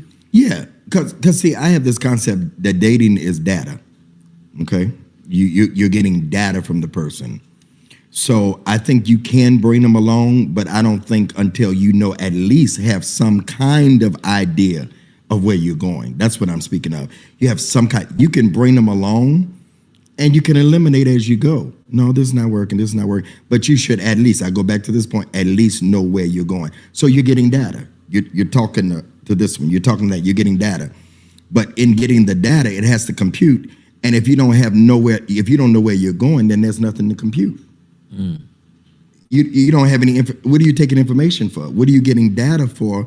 And you don't even know where you're going. A man should have a vision. The woman follows the vision of the man. We agree with that? Listen, we agree with that. I'm just not sure. I'm not talking about the pushback. Okay, yeah, okay. I ain't talking about but I absolutely agree with you. Okay, Absolutely. so if he has no vision for his life, then what is she following? So that's why I say he should have. There's brothers out here, they don't have no vision for their life. Why would a woman follow a man? You know, it's that whole thing of, I don't know if I want to go there. Never mind. I was going to talk about being subjective and and all that. But I don't believe in following a man who has no vision. If I have no vision for my family, then I'm taking my wife, my partner, my children on a blind journey. Well, that marriage is a hard hustle. Hard hustle. Takes all the honesty out of the relationships. I look at the audience right now and I see you fellas. I see the misery in your eyes. She found out about the comedy festival, you know, that's why you got her with you. I see it. Don't you just want to look at her and just be honest and be like, what are you bringing to the relationship besides some other dude kids? A lot of women are like, you know, I don't know. What am I bringing to the relationship? He's absolutely correct. Both the men were correct. The next thing is don't bring women. The next one is basically a do. Be a leader, but don't be Captain Save 'em all. Be a leader. Nothing wrong with being a leader, being a man, being, you know, the dude that's on point no matter what country you go to, whether you're back in the States or whether you are abroad. Dude, be a leader. Be a man of standards. Be about your business. Nothing wrong with that. But, bruh, all this Captain Save a Ho y'all doing, stop it. Stop it. Like she ain't got to bring nothing to the table of quality. And you know what, dudes? Hey, Gail, check it out. You know why these dudes be coming to all these other countries saving chicks? Because they think they can afford to save her when they don't think they can afford to save the woman in the United States. Woman in the United States said, save me, Captain Save a Ho. Yeah, baby, how much is your, I need my rent paid. How much is your rent? $3,000? Then you come to Colombia. Save me, Captain Save a Ho. What's going on, baby? I need my rent paid. How much is it? $300? So now y'all always want to come to other countries and save some damn body because you know that you can economically afford it and it won't hurt you. Sister United States say, save me, Captain Save a Ho. What's going on? I need groceries for my kids. How much is it? It's going to be $300 for the week. Women in Brazil say, save me, Captain Save a Ho. What's going on? I need groceries for my kids. How much is it? It's $30 for the week. Let me save this whore. You see what I'm saying? Be a leader, but you ain't got to be a captain to be a leader. And the only reason a lot of you dudes are sending money to DR the way you do, because you can afford that $300 every other week, can't you? According to your economics, you can. I'm gonna work overtime, and I'm gonna send my DR girlfriend, who's been my girlfriend for 2 years, even though I've only been to DR on 2 trips in 2 years. I'm gonna send her $300 a month at least. I'm gonna save my hoe. But let a woman that's in your same country, let a woman in the same country, Gail, ask these dudes for $300, and she been dating them for 4 years. She can't even get $300.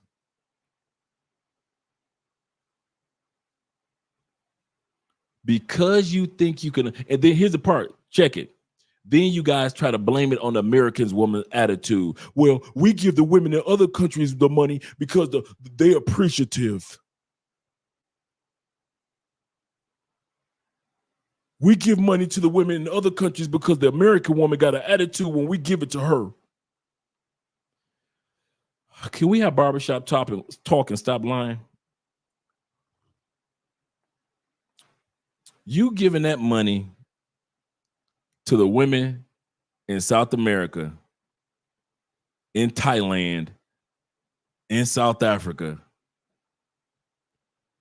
because you actually believe, A, that's the way that you can keep the coochie under control. She ain't gonna get that coochie away to the next foreigner if I go ahead and pay her bills. So that means that I can keep the next foreigner from getting that coochie. Guess who getting that coochie anyway? That's him. The next foreigner gonna get that coochie anyway. So all the proceeds that you've only been to DR 2 times and you've been sending money every month religiously to DR. Guess who getting that coochie? The foreigner. The next foreigner getting off the plane, but getting that coochie from the time that you got back on that plane. That's one reason. The next reason is to stroke your little ego to where the American woman won't. The American woman, I gotta admit, she won't stroke your ego. She won't be appreciative if you give her that $3,000 for her rent. No, she won't. But that Colombian chick who you gave $300 to, she'll just talk to you and make you feel so royal and regal because you need your ego stroked instead of just being a man about yours. What is this segment that they just talked about? Like I said, be a leader, but you ain't got to be a freaking captain. Captain save a hoe. That's what I keep seeing dudes coming down here do. Saving hoes, saving hoes, saving hoes. Is our egos, is men that fragile, that broken by women in the United States that we need to go somewhere to save somebody to make us feel good? Man, Dad, I'm keeping my money in my pocket. Somebody put in the comment section, he says, fuck them kids. Absolutely correct. Them kids ain't mine. Andrea got a video coming out, live stream that she's going to be doing. I might have her do it this Sunday. Andrea is doing a video called 7 Things I Would Do or I Wouldn't Do If I Was a Single Man. I'm going to say this again. My wife is going to sit in front of y'all and say, if I was y'all men that's single, this is what I would do, and this is what I wouldn't do if I was a man in Colombia. We're going to do that one this Sunday. See, Ellis, the fact that you got to ask that question, the fact that you got to ask that question, the question I asked you and other brothers that may consider that, do you have a cape in your closet? Because you may be a captain. Some of us are leaders. Some of us are captains. But I'm going to answer your question for you in all sincerity. When you are putting yourself in a situation economically, socially, mentally, physically, that in the long run, I'm not talking about macro, you pay for play on the weekend and then you had a good time with her. That's micro thinking. I'm talking about when you know that on a grand scheme of things, the macro scheme of things, that your behavior or your assisting her does not benefit you in the long run. You a Captain Save-A-Hole. You sending her money $300 a month and you've only been to DR 2 times or Colombia 2 times.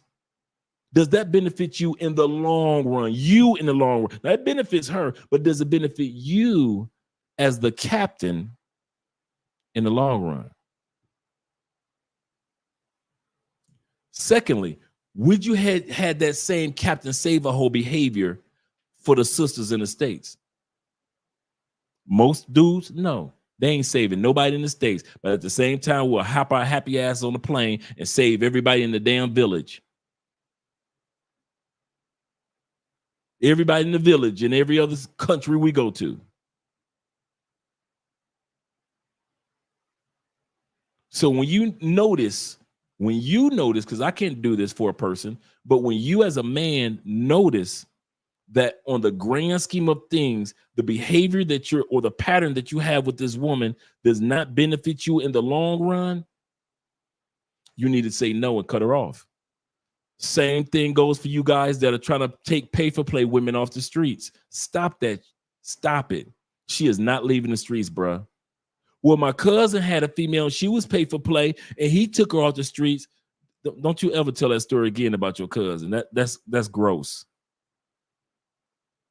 You think your cousin is Richard Gere and Julia Roberts and Pretty Woman, huh? Got her off the streets, fixed her up, and made her look like she was $1 million. You think this is the movie Pretty Woman, huh?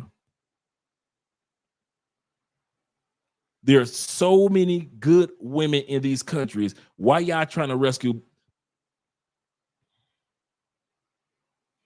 Can I be real? I'm going to tell it to you now as your brother. Bruh, I got you. Got you. Ain't nobody ever sucked your toes and elbows like that. I got you. Ain't nobody licked your booty hole like that. I got you.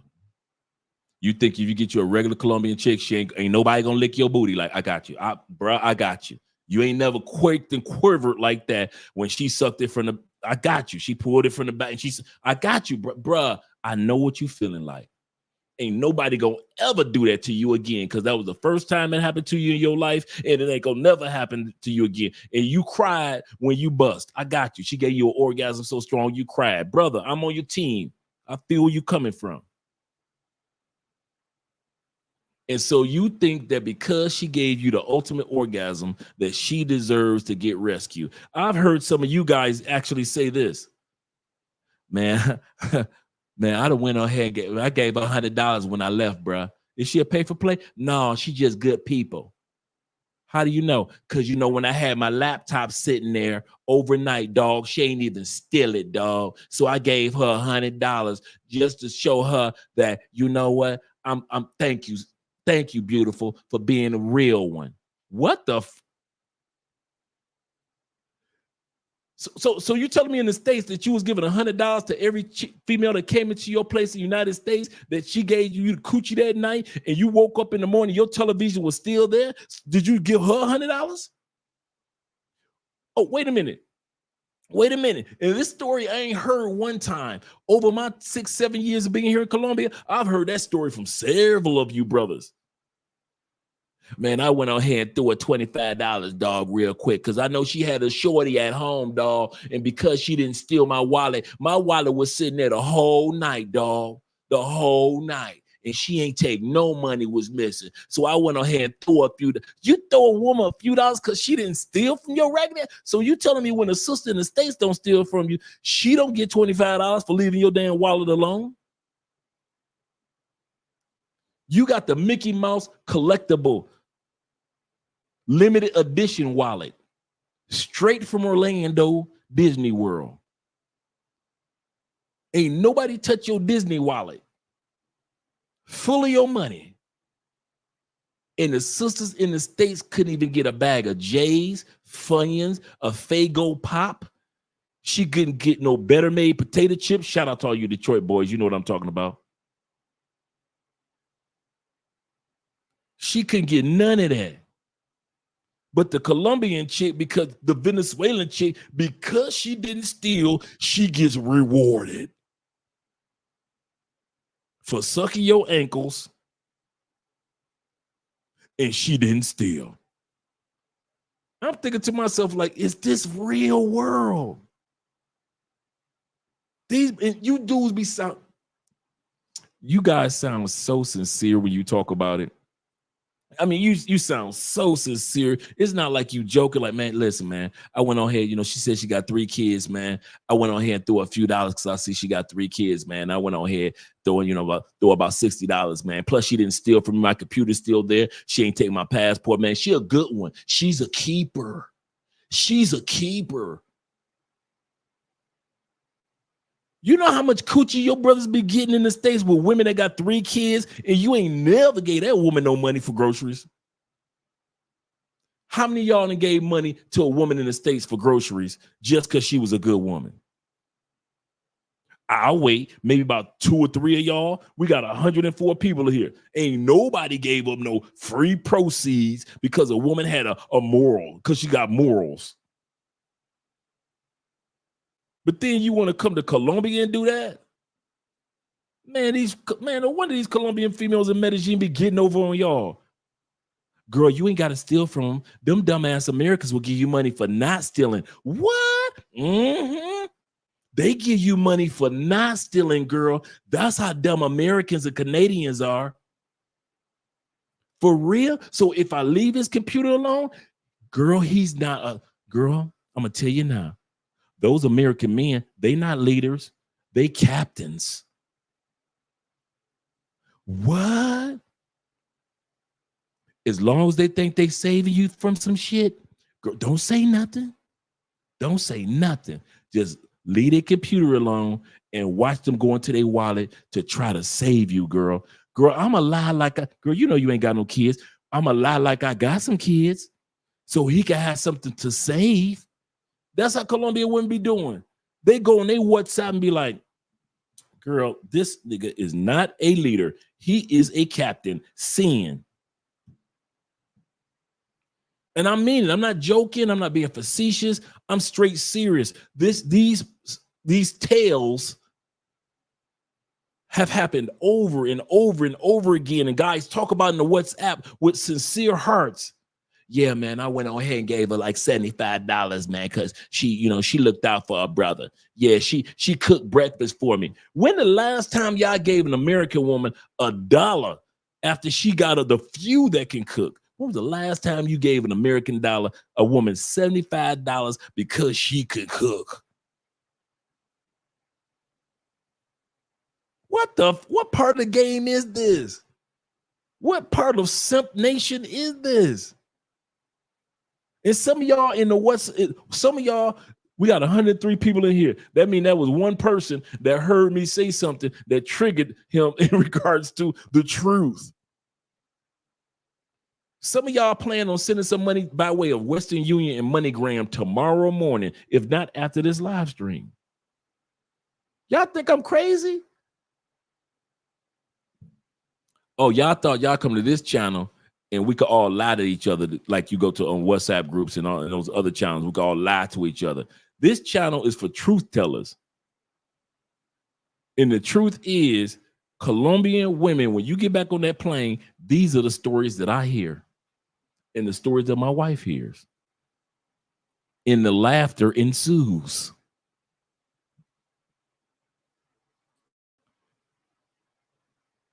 Yep, MJB. Simp Nation sounds like a record label for real. It should be, because these dudes be down here singing the blues to these ladies. Shout out to you guys being here. Terrell says, he says, salute, Brick, bro. Shout out to you, brother. Countdown, countdown. He said, I always enjoy the tips and knowledge that you share. I definitely put it to use. And I will see you, Andre, next week. Yes, sir. I'll see you, Terrell, next week. There's a few of y'all coming down here next week. Like, goodness gracious, boy. Okay. So number 4 was be a leader, but don't be a captain just because you can afford it. I'll say this again. Don't be a captain, save a hoe just because you can afford it. Because we don't do that in the States. We keep our money in our pockets. What do we tell women in the States? My rent due. Girl, I keep you in my prayers. I got 50 on it. My rent is 3,000. I got 25 on it. Now, say it again. My rent 3,000. I got $12.50 on it. You want me to keep on breaking it down? In other words, we don't do all this rescue ranger bull in the States. Y'all come down here to Colombia and try to rescue every damn rescue rangers. Y'all chipping Dale. Shout out to all you real brothers out there. I appreciate you guys. Let's go back to the video. It is uncalled for. We don't need to be rescuing people. Is there a healthy way? And by the way, I agree with what you're saying. But is there a healthy way that we can have, like, in this day and age, that you could really have like casual sex with one of your partners? Woo! I'm speaking as Greg. I'm not speaking as the bishop. Casual sex is dangerous because we always oh, you getting me? I promise you, I'm not going to be a bishop after this show. Excellent. Casual sex is dangerous because even though you say to a woman, because they come from the emotional side, this is just casual. You know, this ain't really going nowhere, or I that's not where I'm at. You know, I feel you, but I don't want a future with you. She'll say okay, but it's hard for a woman not to attach themselves. Especially, don't let it be good, because you know women tell it either way. Right. They're gonna tell you this old school. Okay, they're gonna tell it if it's good, and they sure enough gonna tell it if it's bad. Mm-hmm. So they're gonna tell it either way, but then they grow feelings. And so to have casual sex with a woman, a man can let off seeds and keep going. A woman receives and she holds them. So it's hard to have casual sex. Before he goes any further, I've said this before, and some of you guys can attest to this. To thyself be true. Reason why I'm out here with cheating on Andrea, and I got a bunch of Colombian women and Venezuelan women in the dark. Here's the reason. You love your wife. Yeah, that's one reason.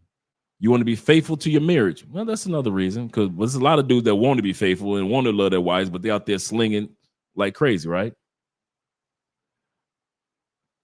I got friends like some of you guys that can have casual sex and keep it pushing. The female knows how to keep it pushing. Some of you know how to have casual sex, busting the chick. If she didn't bust a nut, cool, you moving on. I never learned that. All I know is relationship sex. Every chick that I sleep with, she want to have a relationship. Some of you brothers are just like me. You wish you could have that casual dick. Nope. You built for caressing, grabbing, slow thrusts, kissing earlobes, whispering sweet nothing, all type of lies in Spanish in her ear. You sitting up there got massage oils and butt plugs. You sitting up there and you got blindfolds, whips, chains, and all type of paddles. See, you like me. You don't know how to just go in, keep it pushing, and move on. And since some of y'all built like me, come on, let's be real. Chicks that you smash Want to have a? I want that again. I never had a butt plug. You got one today, baby. I got you, baby. See, I'm teaching you things. You doing back massages. She done fell asleep snoring. You done dropped your dick in a glass of wine and she just sucked it off. See. This dude didn't know how to go out there and cheat and go about their business and going back home, get a loaf of bread and go back home. I ain't built like that. I ain't built, and since I know it, once again, and I'm sincere. I mean this from the bottom of my heart. Since I know this, to thyself be true, I can't go out there because it's just like the minister said, I'll cause emotional attachments. I got a Colombian. I was telling Andre tonight, one of my Colombian colleagues or associates, not colleagues, but associates. She was telling me about her last relationship. She was a side chick, right? Very attractive woman. She was a side chick. She said she got so emotionally attached to the man that when she met his wife, she said, I thought I could take it. She said, Andre, I thought when I saw them in the grocery store and I was good and I was fine. She said, nope. He was giving me that relationship sex. She said, my mind was messed up. She said, in my mind, my relationship was stronger with him than hers. She said, and I took my attack and my anger of him out on her. She didn't even know I existed. And I'm snapping off on this innocent woman. She said, that's why I will never be a side chick again. She said, I would rather wait than to be a side chick. She said, because I know how I am with my emotions and my feelings. So he's right. Women do get attached, even though they initially say, yeah, we could do it this way and blah, blah, blah, blah. I'm down. And their emotions be sitting up there in the background looking at them like, girl, I know you. Why are you telling that man that lie that you're going to just have sex with him and not get emotional? Her emotions are just waiting for a reason to be present. And the more you slow stroke her, and some of you dudes, like I said, many of you brothers know how to go, get in, bam, bam, bam, bam, and you out. You good. Not me. I was never built like that. It was always as if I had to conquer something. Come on, some of you guys know what I'm talking about. You got to always feel like you got to conquer something. One orgasm from her just won't do. You need her to feel like if she walk away, like if you walk away, she's just going crazy, crazy, crazy, crazy. And then when she do something crazy, then you left looking stupid. And so I said, no, I'm good with my wife. I'm happy. I'm happy. To yourself, be true. Know who you are. Be honest with who you are. And know, and don't put yourself in those situations, Andre. And some of you brothers are just like me. You know your stroke game always cause everybody to want to be in a relationship with you. Every once in a while, it'd be somebody that slipped through the cracks and they just want sex for sex, but not most of the time. Not most of the time. I kid you not, man. That's a lesson I learned a long time ago and the hard way. Yep, the old bait and switch never failed. Sure, Andre, I'll never get emotional. Sure, if I see you or your wife, I know to be. I'm not even taking that chance. I ain't even gambling that way. That's all right. Let's just dance. You see, these girls have a mini roster of 5 now, and these hoes are savages now. And that's true. From what I hear, it's true. MJB says he says just like people who act a fool on the internet and these platforms, but wouldn't do it, but wouldn't do it in person. True. See if you keep the same energy, stay true to yourself. That's one thing, and it took me years to learn. Andre, be honest with yourself. Stop lying to yourself. Andre, you know the truth anyway about yourself, so why lie to self? Yep, never fails. Never fails. Let's go back to the video, gentlemen. Shout out to you guys for the Cash App, Super Chats, and the Patreon. And thank you guys for subscribing to Travel Unravel. We've got over 3,000 subscribers on our other channel that we're going live on right now. Shout out to you guys. Let's go here. In my opinion. Now, do you recommend women to have casual sex? Because I know you said it's dangerous, right? So would you recommend them? I don't like you. I like all your videos. I recommend 1 teaspoon of casual sex. Right. Well, because the thing is, women, the sexual, feeling sexually liberated, and women are now saying that it's okay for them to have as many sexual partners as they would like, and this thing about body count doesn't actually matter. So I'm just going to ask you this: how do you think? I think your chart matters more than body count. What does your chart say? My chart, anyway. Wait, okay. You said you think our chart? What was that? Your health chart. When you go to the doctor, the chart. That does matter. It does matter. Facts. Yeah, I don't even think people consider health. It's like not even a consideration of sex these days. Facts. That's what it seems like. Yeah. Anyway. So when it comes to women, I would ask you this: how do you recommend they navigate the sexual marketplace? Because women sometimes they say, "Hey, if I don't have sex, then the guy's not gonna continue to date me. If I do, then guys think I'm a slut." I'm here to help all the ladies. A lot of y'all didn't grow up with dads because your mom ran them away. No, you never heard his side of the story. That's why I'm here for you. That's right. Ladies, stop breaking up with your man for dumb reasons. A lot of women do stupid stuff like leave a man for cheating. That is the dumbest reason ever to break up with a man. What, you gonna leave him and go get another man? Now it's a stranger cheating on you. Listen, everybody is gonna cheat on you. Look at you.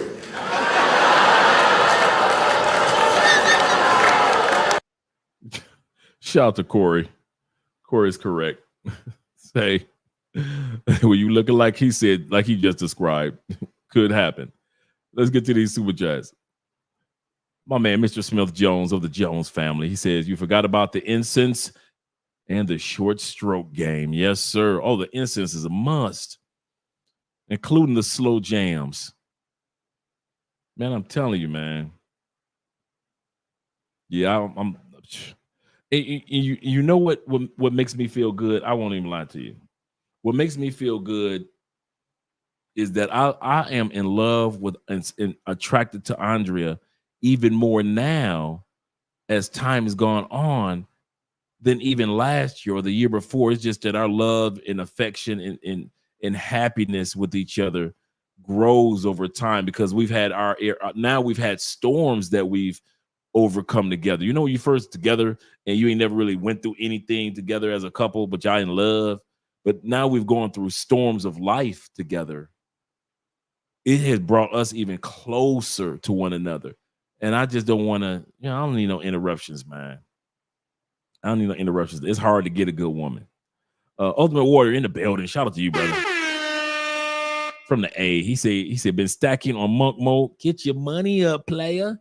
He says, not worth it in the ATL. Yeah, man. I could imagine.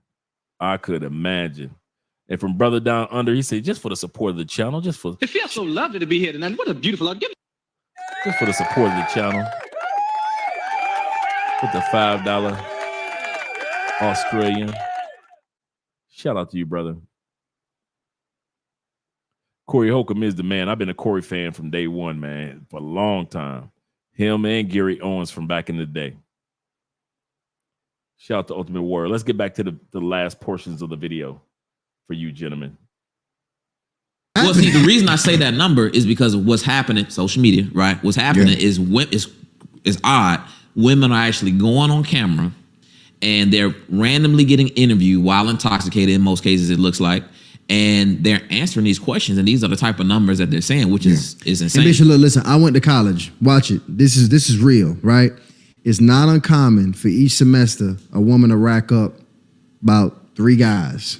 Honestly, that's like 2-3 guys, like on a average end of the spectrum in a healthy semester. A semester about 4 months, a guy about every month, a month and change. That is easy to do when you're going out from Thursday to Saturday night. And you talk about over a 4 or 5 year span, you talking about in college alone. What's that? 3 times 2, that's 6. 6 times 4, that's 20.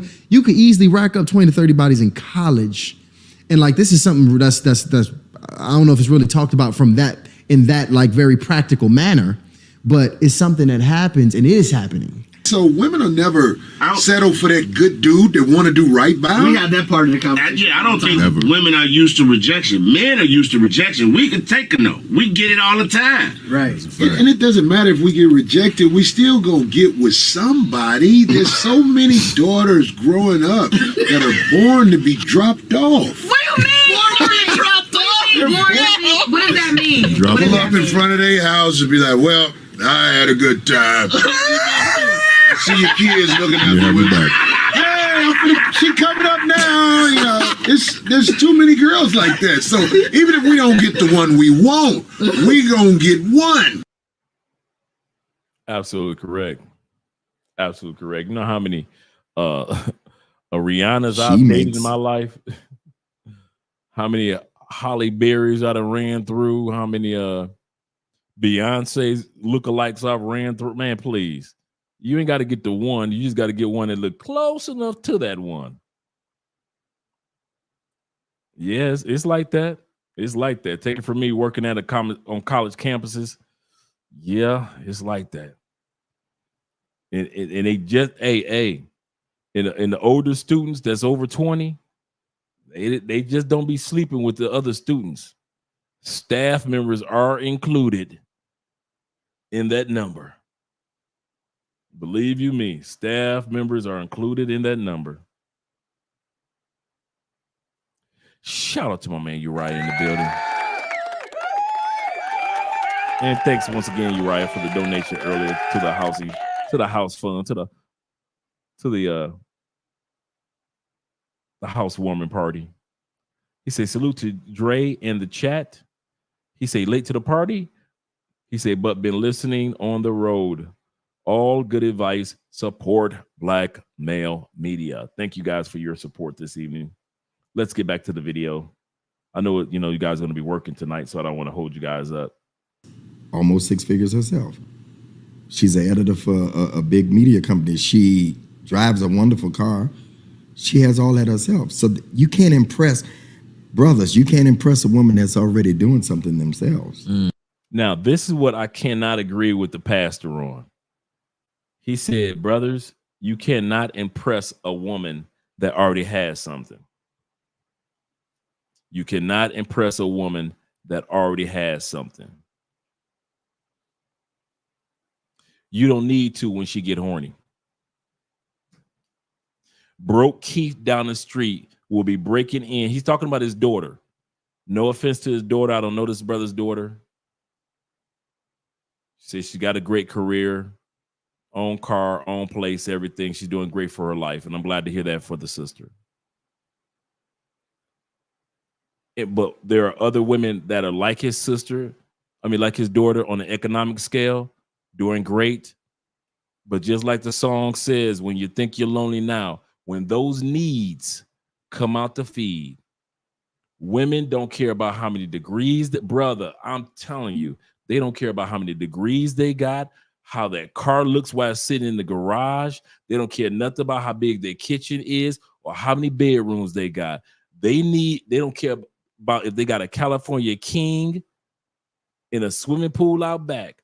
All they need is you to come over. All that talk, I own this, I own that, all that gets thrown out the window once they get horny. Then Keith down the street can ride down on his bicycle and get that coochie.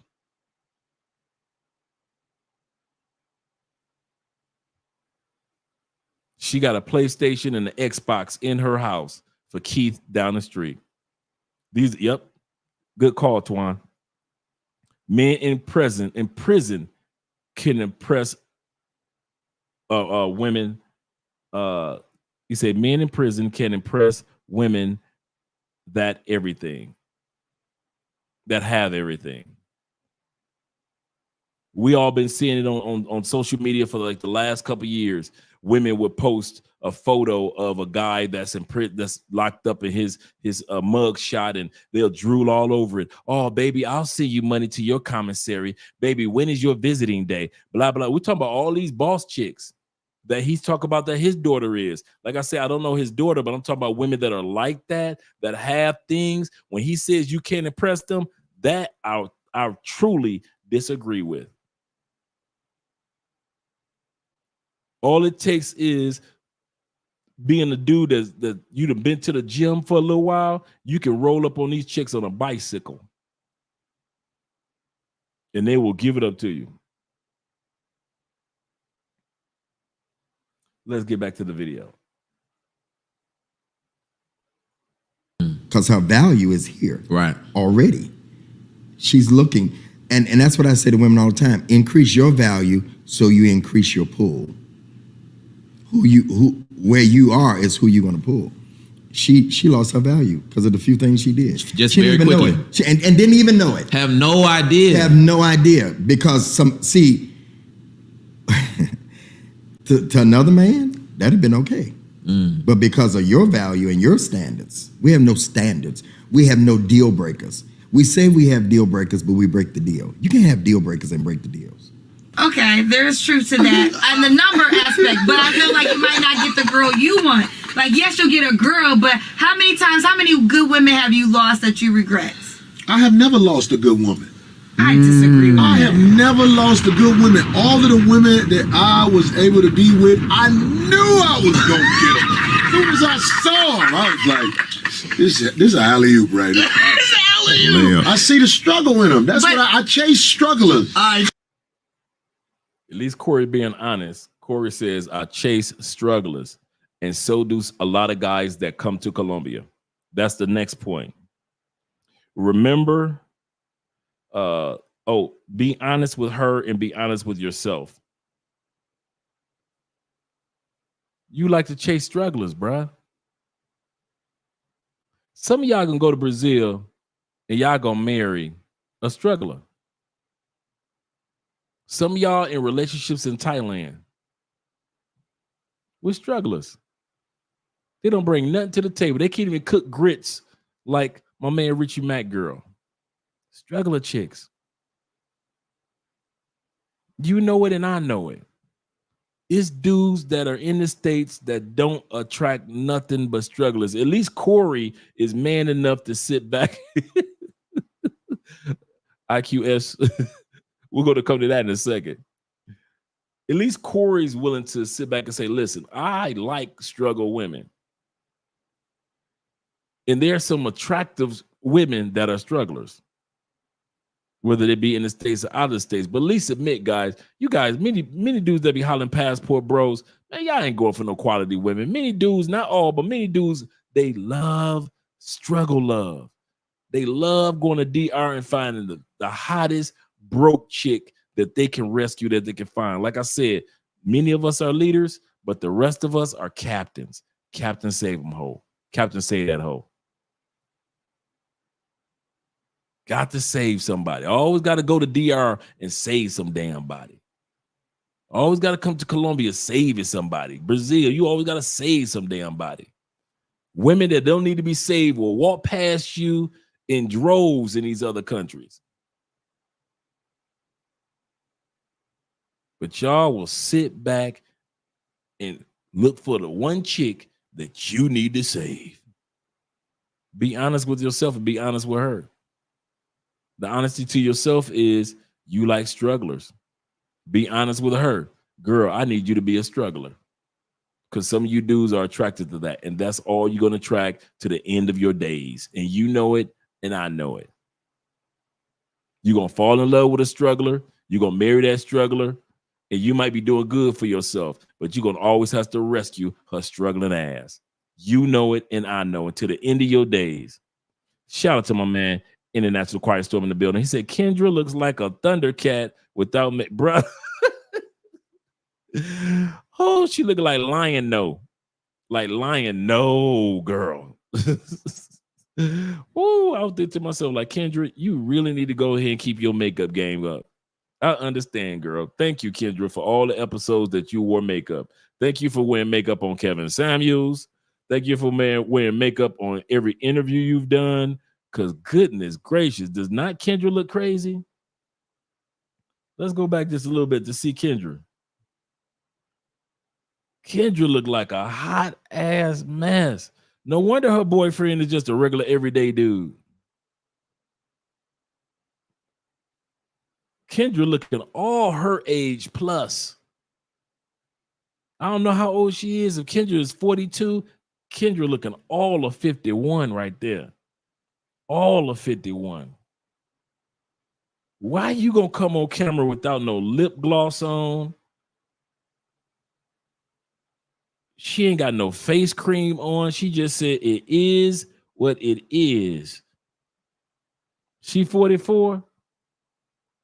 Man, she looked like she been living a hard 44 off camera. You know how some people on camera look like they got the glamorous life, like they Sheila E. living the glamorous life.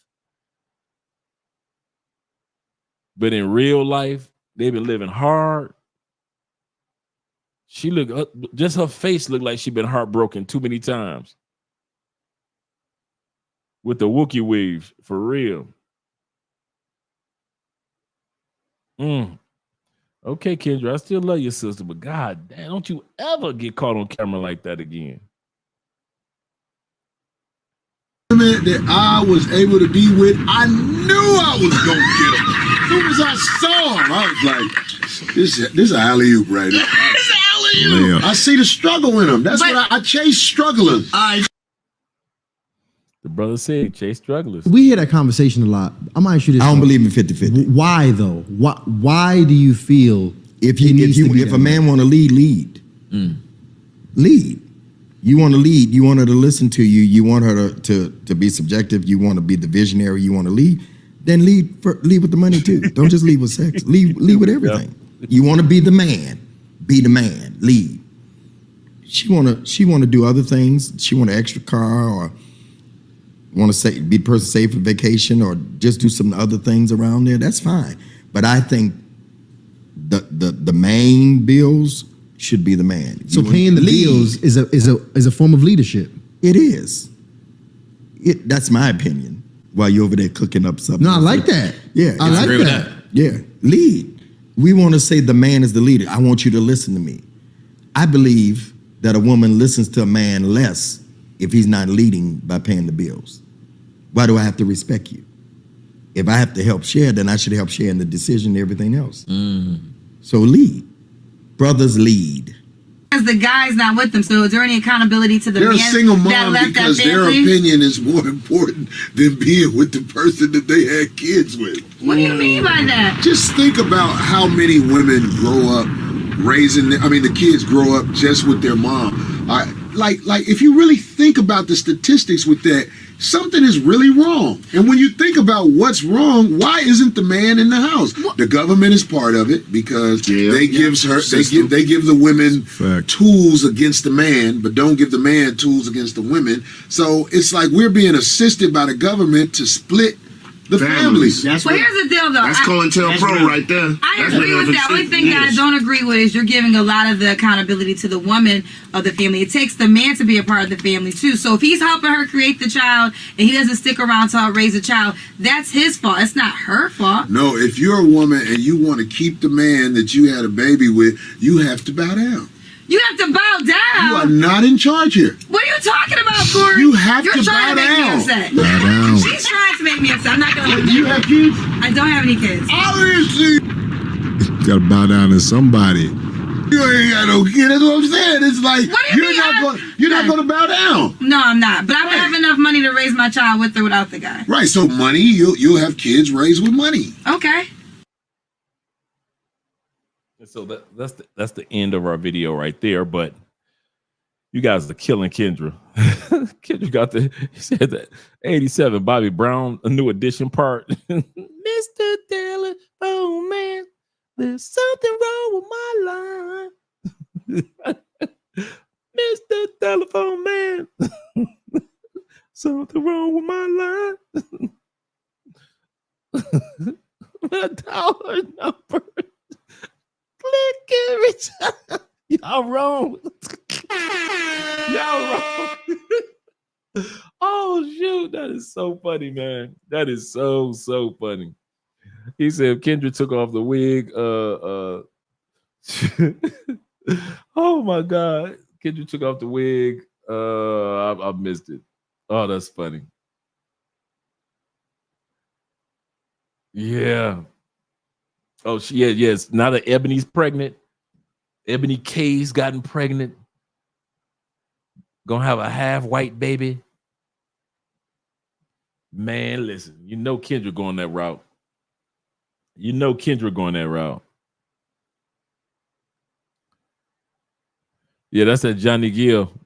Love you the right way part. Yep. When I stroke. Love and tenderness. When I hold. Love you the right way. Say Kendra's a chick falling apart. He said, I'm gonna get you sucked. Yeah, for real. Oh, yeah. Just falling apart. Yeah, for real. That's whoever her man is, he in love. I ain't gonna even lie. I ain't mad at him. Shout out to him. He said, half black baby. Yep. You know there's gonna be a half black baby. You know, ain't no way in the world that Ebony K. Williams gonna have a black baby. Please. Y'all know that baby, a light-skinned woman gonna come out with a light-skinned, white-skinned baby. Y'all already know that. That baby ain't gonna have no complexion. Ain't gonna be able to tan. That baby gonna have to get a spray on tan. Yeah, for real, the Johnny Gill part. But like I said, guys, the last part is be a leader. Don't be led. That's what Corey was saying. And when it comes to going to these women in other countries, man, come off the plane ready to have a leader's mindset. I didn't say being a controlling person. I didn't say having a controller's mindset, but be ready to lead when you're a relocator. And I'm not talking to vacationers, but when you're a relocator, be ready to lead. And some of you vacationers, reason why y'all got drugged because y'all got misled. Say it again. The reason why a lot of you guys got drugged and some dudes are in the morgue right now here in Colombia because you were misled. You were not being a leader. You were being led. She led you back to your spot. You have been drinking all night long. I don't know why the hell y'all want to go back to your Airbnb and drink. I'm going to tell you something now. If it was me, ain't going to be no drinking. Everybody gonna be thirsty in that mother until I bust one or two of them. So you not thirsty, baby? Nip. Get to work. You sure you don't want any warm milk? The only thing that's gonna be warm is on your face in about good 20 minutes. Get to work. Y'all sitting up there, been drinking 4 hours in the club, and then you want to go back to your spot and have her pour you more drinks. Man, please. Some of y'all, some of you dudes, y'all told the police officers, yes, she scoped me. No, she didn't. You just passed out pissy drunk for 9 hours. Some of you dudes don't want to admit that. That last drink, you was knocked the fuck out. Some of y'all don't want to admit you passed out pissy drunk, woke up 9 hours later, everything was gone, and you want to blame it on scope. Some of y'all didn't get scope. Nope. You just was a pissy drunk. That's all you were. Don't nobody want to talk about that part. You sat up there drinking the whole night at the club, come back to your spot, she pouring you more drinks. All she had to do was wait for your pissy ass to go to sleep. She scoped me. No, she didn't. Your drunk ass went to sleep. Just like drunks in the States go to sleep in the club. Do we not see drunks go to sleep in the club? Music blaring. And they just sit up there just snoring with their head down in the club, don't they? Some of you dudes, that's what happened to y'all. Y'all didn't get scoped. You just woke up the next morning after a hard night with a hangover. Damn shame. Yeah, I had to loosen up the top, man. These dudes be having me rolling, man. They trying to sit up there and get sympathy. Yes, DC robbed, and I think she scoped me. Did you get checked out at the doctor's? No, but I think she did because all my stuff. Guys, just because everything is stolen out your Airbnb or your apartment doesn't mean that she scoped you. Like I said, some of y'all passed out pissy drunk, and she just, okay, he's still breathing, girl. Let's get everything. And you couldn't hear nothing. And the next day you woke up, everything was gone. Your dignity, everything. Be a leader. Don't come to these other countries and be misled. When females got back in that Uber laughing at your drunk ass, they were like, girl, we didn't even need to scope them. And Andrea said this today. She said this today. Remember what we say on this channel every year. When does Christmas start? GJ, E Breezy. When does Christmas start in Colombia? September 1st. Christmas music starts, Christmas sales starts, everybody starts celebrating Christmas. I didn't say preparing for Christmas. They start the celebration September 1st. No, not after the Afro Colombia Festival in August. Oh, well, yeah, actually, yeah, that's right. That's right. Good call, IQ. Good call. After the festival, September 1st, they start the celebration for Christmas. October 1st, Andre got me putting up the tree. Oh, y'all think I'm playing, man? I'm pulling out the all the stuff that goes on the tree, the ornaments and everything, man. The tree is set up by the second week of October, before my birthday. My birthday is October 13th. Before my birthday, the tree is already sitting in there in the living room. Why am I saying this? Andre reminded me of something that I didn't even think about. She said the drugging is going to increase this year because the sale of scopolamine has increased over the years. See, it used to be like they only would make a certain amount of batches, in other words, because it wasn't that many women drugging people. But now it's part of the fabric of Medellin in certain areas in Cali and certain areas of other cities. Now they're coming out the big batches. So women can get scopolamine anywhere. Anywhere, scopolamine. It is not hard to get. Bruh, I could go downtown right now and get it. I can get it downtown at 12 o'clock in the afternoon. You ain't got to go to no pharmacy to get it, bruh. It's everywhere in Colombia.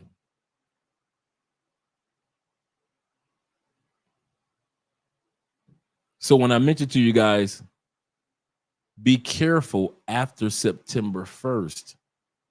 That's when all the scammers come out. That's when your girlfriend in Colombia gonna start telling you all the lies and all the my mama in the hospital, my grandmama sick, all that BS that you hear. It's gonna start right after September 1st. More druggings amplified right after September 1st. More kidnappings amplified where they kidnap you and they take you to the ATM.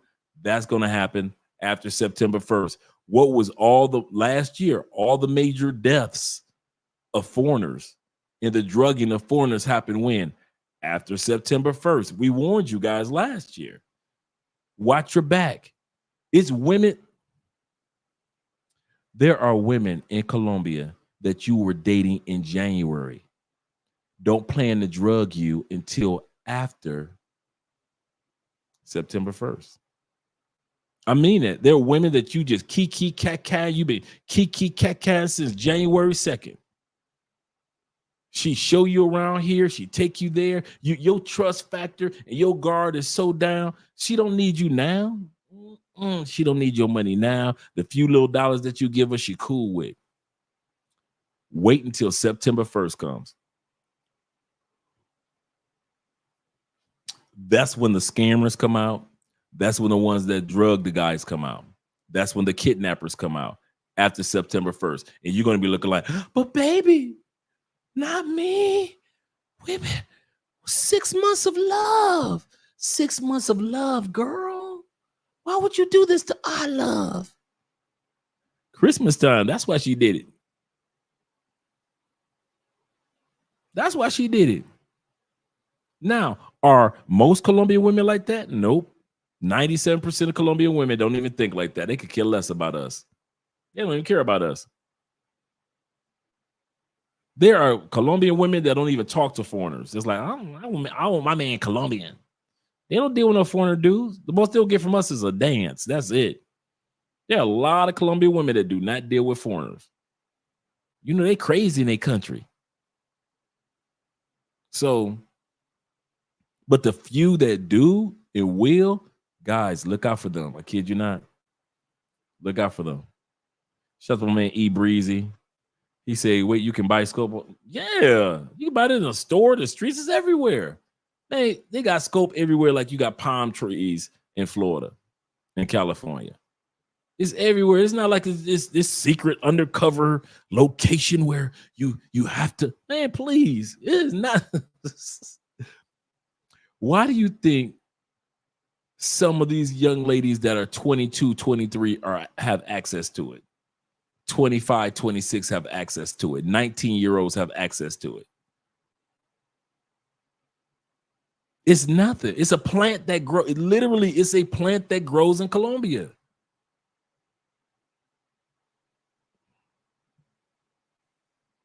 Yeah. Uriah says, I'll wait until after January, kind sir, to visit.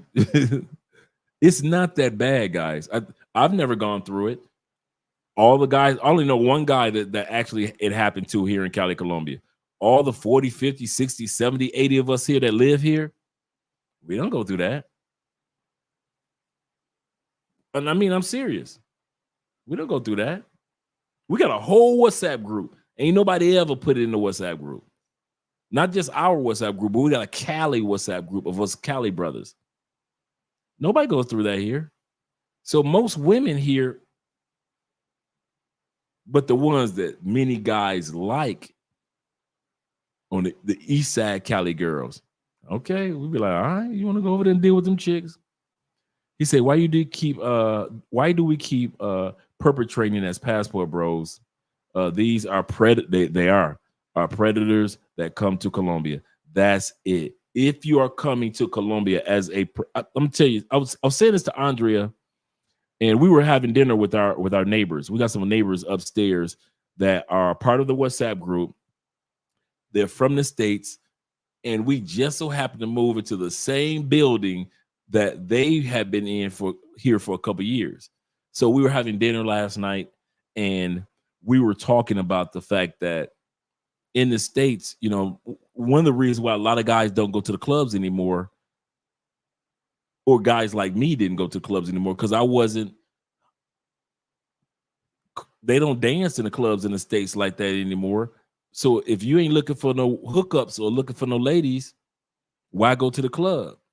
In other words, dudes like me that was like on the hunt for the ladies, you could say predators or whatever it may be, on the hunt for the next phone number or the next one night stand. And dudes come to Colombia with that same mindset that I used to have. I'm only coming to Colombia for the ladies. It's dudes that think like that. Like I used to go to the club for the ladies because wasn't nobody dancing in clubs in Chicago or, you know, other Indianapolis. Wasn't nobody dancing in clubs. We stand around and we talk and collect phone numbers and see who we're going to hook up with by the time the night ends. So we bring that mindset to Colombia, and he's right. The only reason certain guys come to Colombia is only for the sexual exploits. Am I judging? No, what I'm saying is when you do that, you put yourself in an arena to where they can scope you or they can get you with some of that drug, that pink drug Tussie. For you guys that don't know about that pink drug that's down here, it's like something like a pink cocaine. The Tussie drug been around forever. Yeah, shout out to Bobby Space Ghost being in the building. He said when I'm grown up, I want to be a passport bro. Yep. Yeah, but them predator dudes, and dudes will say it. Shout out to Bobby once again. Dudes will say it. You know, the only reason I go to Colombia is for the women. That's a bad move right there, man. And I can understand vacationers having fun, but so is no other reason why you come to South America? Only reason I go to Brazil is for the women. Only reason I go to Thailand is for the women. Dude, y'all creepy. Women should be a portion of why you go, but dude, I ain't seen a country in the world with a women that are fine enough for me to sit back and get on a plane for 14, 15 hours just for women. No, I got to go for the food. I got to go for the enjoyment. I got to go for the fun. The ladies will be included in that. But man, I'm going to Rio for the this and for the that and for the enjoyment of Rio, and the ladies just so happen to be there that I can enjoy. But I'm not about to hop on a plane just for the Brazilian women, please. And then when it doesn't work out, now I'm frustrated. I didn't get no coochie on this trip. I'm mad. Yeah. He said, Dre, we police officers always said that when October comes, the indoor fun games begin. Yeah. Yeah. So it's kind of, I'm glad that you said that. So basically in the States, it's the same mindset right around the holidays, you know, beware type of thing. Yep. I kid you not, man. Most of the major crimes that happen against foreigners happen right after September 1st. And you guys are going to start noticing when you come to Colombia, all the Christmas music is going to be playing as if it's December 1st. He said, JG says, don't associate with those who shit in the States. Oh, with shit. He said, don't associate with those shit in the States. Yeah. Yeah. Yeah, certain behavior patterns, I won't even lie, certain behavior patterns I had to let go of before I started coming to Colombia, or I was going to end up bringing those behavior patterns with me. And now that I see guys that have that mindset, it's problematic for them. And I tell myself, like, man, I sometimes down here, I feel like I dodged a bullet by having a better mindset when I came down here. Because if I was like a lot of guys that were coming down here, I could have got caught up in Colombia just for the ladies, just for the ladies, just for the ladies. And man, that wouldn't have been good. That wouldn't have been good. Like I said, you can come to Colombia, it's great, there's no problem. But if you're coming, the problem is we let our guards down because we are only coming for the ladies. That's the problem. It's not Colombia. Like I said, brothers, I know plenty of dudes that's just like me, travel around this country, never had anything close to an issue. Never. It's not like we're gambling, one day it'll happen. No. We just don't do certain things, hang out with certain people, and we don't walk around with the thirst, even if when I was single, that other guys would have coming to Colombia. Some dudes come to Colombia, they're on that plane thirsty than a mama. So yeah, and even though we enjoy Panama. We enjoy Panama. Don't get me wrong. He said, been to Colombia 7 days now. Haven't smashed anything yet. Cool if it happens. Cool, dude. Brothers like you are built for Cali. That's a grown-ass man right there. That's a grown man right there. Like I mentioned earlier, never let sex and sexiness determine your final decisions. And the reason why I say that, some of the dudes that had some of the best trips in Colombia were like their second and third trip, and then they'll meet somebody that's good, like a good person. You be like, man, yeah, Dre, man, I met her in my bachata class. And actually, she's the sister of my bachata teacher. No rush. Shout out to EMB in the building. He's right. No rush. You do not have to rush it. And a lot of it is peer pressure. Like, is it just me or some dudes treat traveling with our passports like we're in high school? Like you go to Thailand and you get up under this peer pressure of the other high schoolers. You go to Africa, you're under the peer pressure of the other high schoolers. You go to DR, where you're in Saussure, you got to smash something, bro. It's like you're so busy trying to keep up this image for your boys. You did that shit in the States. Your passport allows you to just be you. Just be you. I've had trips to Colombia that I hadn't touched anybody. On my first trip, yeah. My second trip, nope. I didn't touch anybody on my second trip. Nobody. Did I get some numbers and this and that? But no, I didn't touch anybody and had a great time. Great time in Medellin. I was on recon. I wasn't thinking about chicks. I was thinking about, I'm going to live in this country. So I'm trying to figure out apartments, and I'm trying to figure out where the best grocery stores are, things like that. But I kid you not, guys, my second trip, I'm going to smash. No, first trip, few people. Okay, cool. But the second trip, and I had a great time. Met some great people. Yeah, man, I won't go put that pressure on me because, man, I ain't in high school. I'm about to put no sexual peer pressure on me because I see my partners, they done ran through 10. I know partners, man, that I had, kid you not, they ran through like 24, 25 chicks in 10 days, right? I ain't run through none, but they're my boys. I ain't run through none. I wasn't on that. Like I say, I was coming down for recon so I could move down here. They were coming down again like vacationers. Nothing wrong with them smashing 25 chicks, but it was nothing wrong with me smashing no chicks. Guess who won in the end?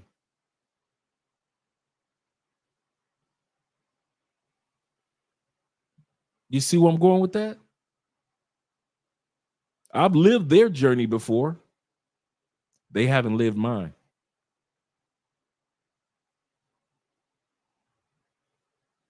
I've experienced their version of Colombia. They haven't experienced mine.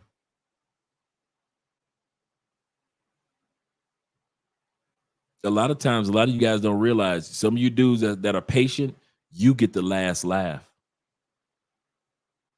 You get the, I'm a prime example of getting the last laugh, where everybody was out there just, I'm smashing this, I'm smashing that, I'm smashing this. I was like, nah, I'm coming down here to, I was bringing my routines. My second trip, I said, let me start, my exercise routine. Let me get a gym membership. That's when I discovered Smart Fit. Let me go ahead and get an office space. That's when I discovered the office spaces in Medellin.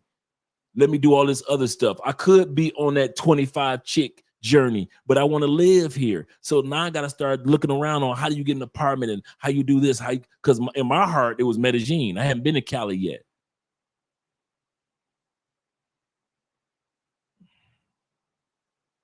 Yeah, man.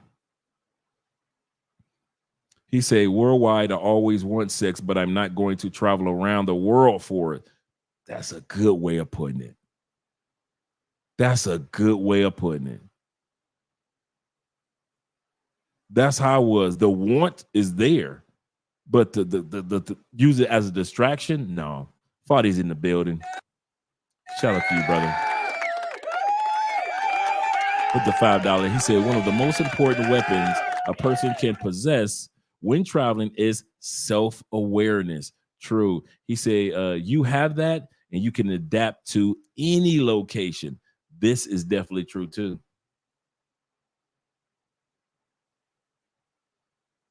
That self-awareness is important. And I'm just like any other guys, my boys that was smashing the 25 chicks. I had yearnings. I'm seeing these dudes with some of the most beautiful women, beautiful bodies I have ever seen walking in and out of our large Airbnb. But you know what?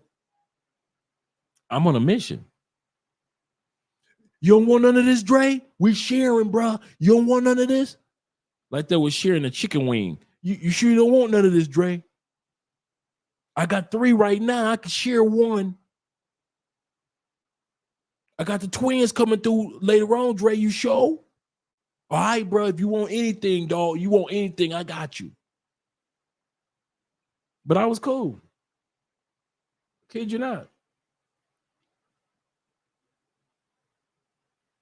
Yeah. I'm dipping in conversation. My bad. I'm dipping in somebody's conversation. Yes, Mrs. Spence. We're wrapping things up. You see the warden has walked in. He said any man can pay 25 women for sex in a week. Not impressed. You caught that? You caught that? He said I had 1 or 2 dudes while I was in at Rico's trying to press me into going out late to get chicks. Just in case you guys wonder what Rico is the Afro-Colombian restaurant bar that a lot of us hang out in here in Cali, Colombia. Really nice spot opened up by my boy Doug. I got an interview scheduled with Doug. Opened up by my boy Doug. And he opened it up on like Super Bowl weekend. And so it's a really nice spot. So it's Rico Richie. So if anytime you guys are coming to Cali and you guys say, hey, Dre, where you guys meet up? Where you guys hang out? Where's a good spot, a good bar, someplace to get something to eat? Rico Richie. Really good. Really good food too. Shout out to him. He said, real talk. He said, I'm still weak for a big button. Shout out to you. Welcome to our world.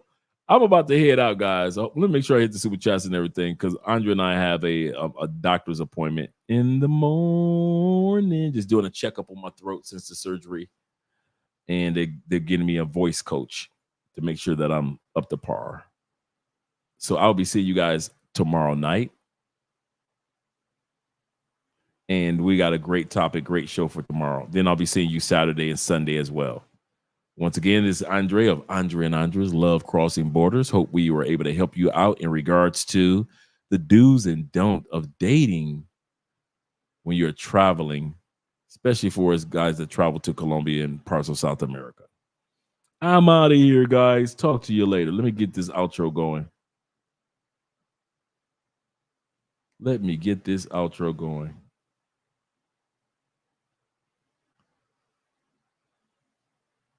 Here we go.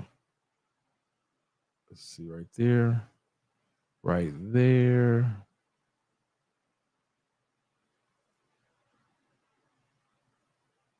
Let's do this. We haven't done this one in a while. Baby, tan lejos y tan cerca, como enero y diciembre. Es que parcha teniendo la misma mente. Tu bebé ponte bien suelta, que sé cómo tú te sientes. Con las ganas de ser mala y decente.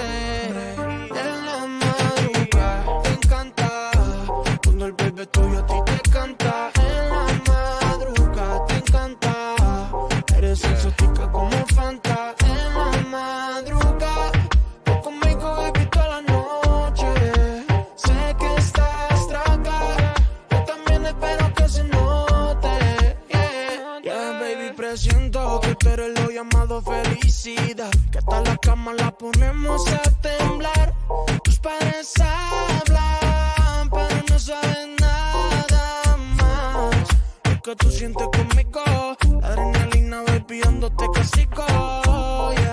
Y pues, baby, pa' que sigo, si no escuchan lo que digo, es de nosotros saber cómo va, mi amor, tocándonos y se nos da madrugada. Te encanta cuando el bebé tuyo a ti te canta. En la madrugada te encanta, eres exótica como Fanta. En la madrugada tú conmigo, baby, toda la noche. Sé que estás traga, yo también espero que se note, yeah. Y espero que se note, vale mucho más que los lingotes. Somos la bichote y el bichote, esto es reggaetón puro. Perreamos duro y down, se nota que estoy tragado. Lo vi venir, por y más o menos a las 12. Hay que vivir, hay que sentir, que tú me revives con tu roce, yeah. Baby, cada noche, yeah, al amanecer, yeah. Baby, cada noche, baby, tan lejos y tan cerca, como enero y diciembre. Es que parcha teniendo la misma mente. Tu bebé, ponte bien suelta, que sé cómo tú te sientes, con las ganas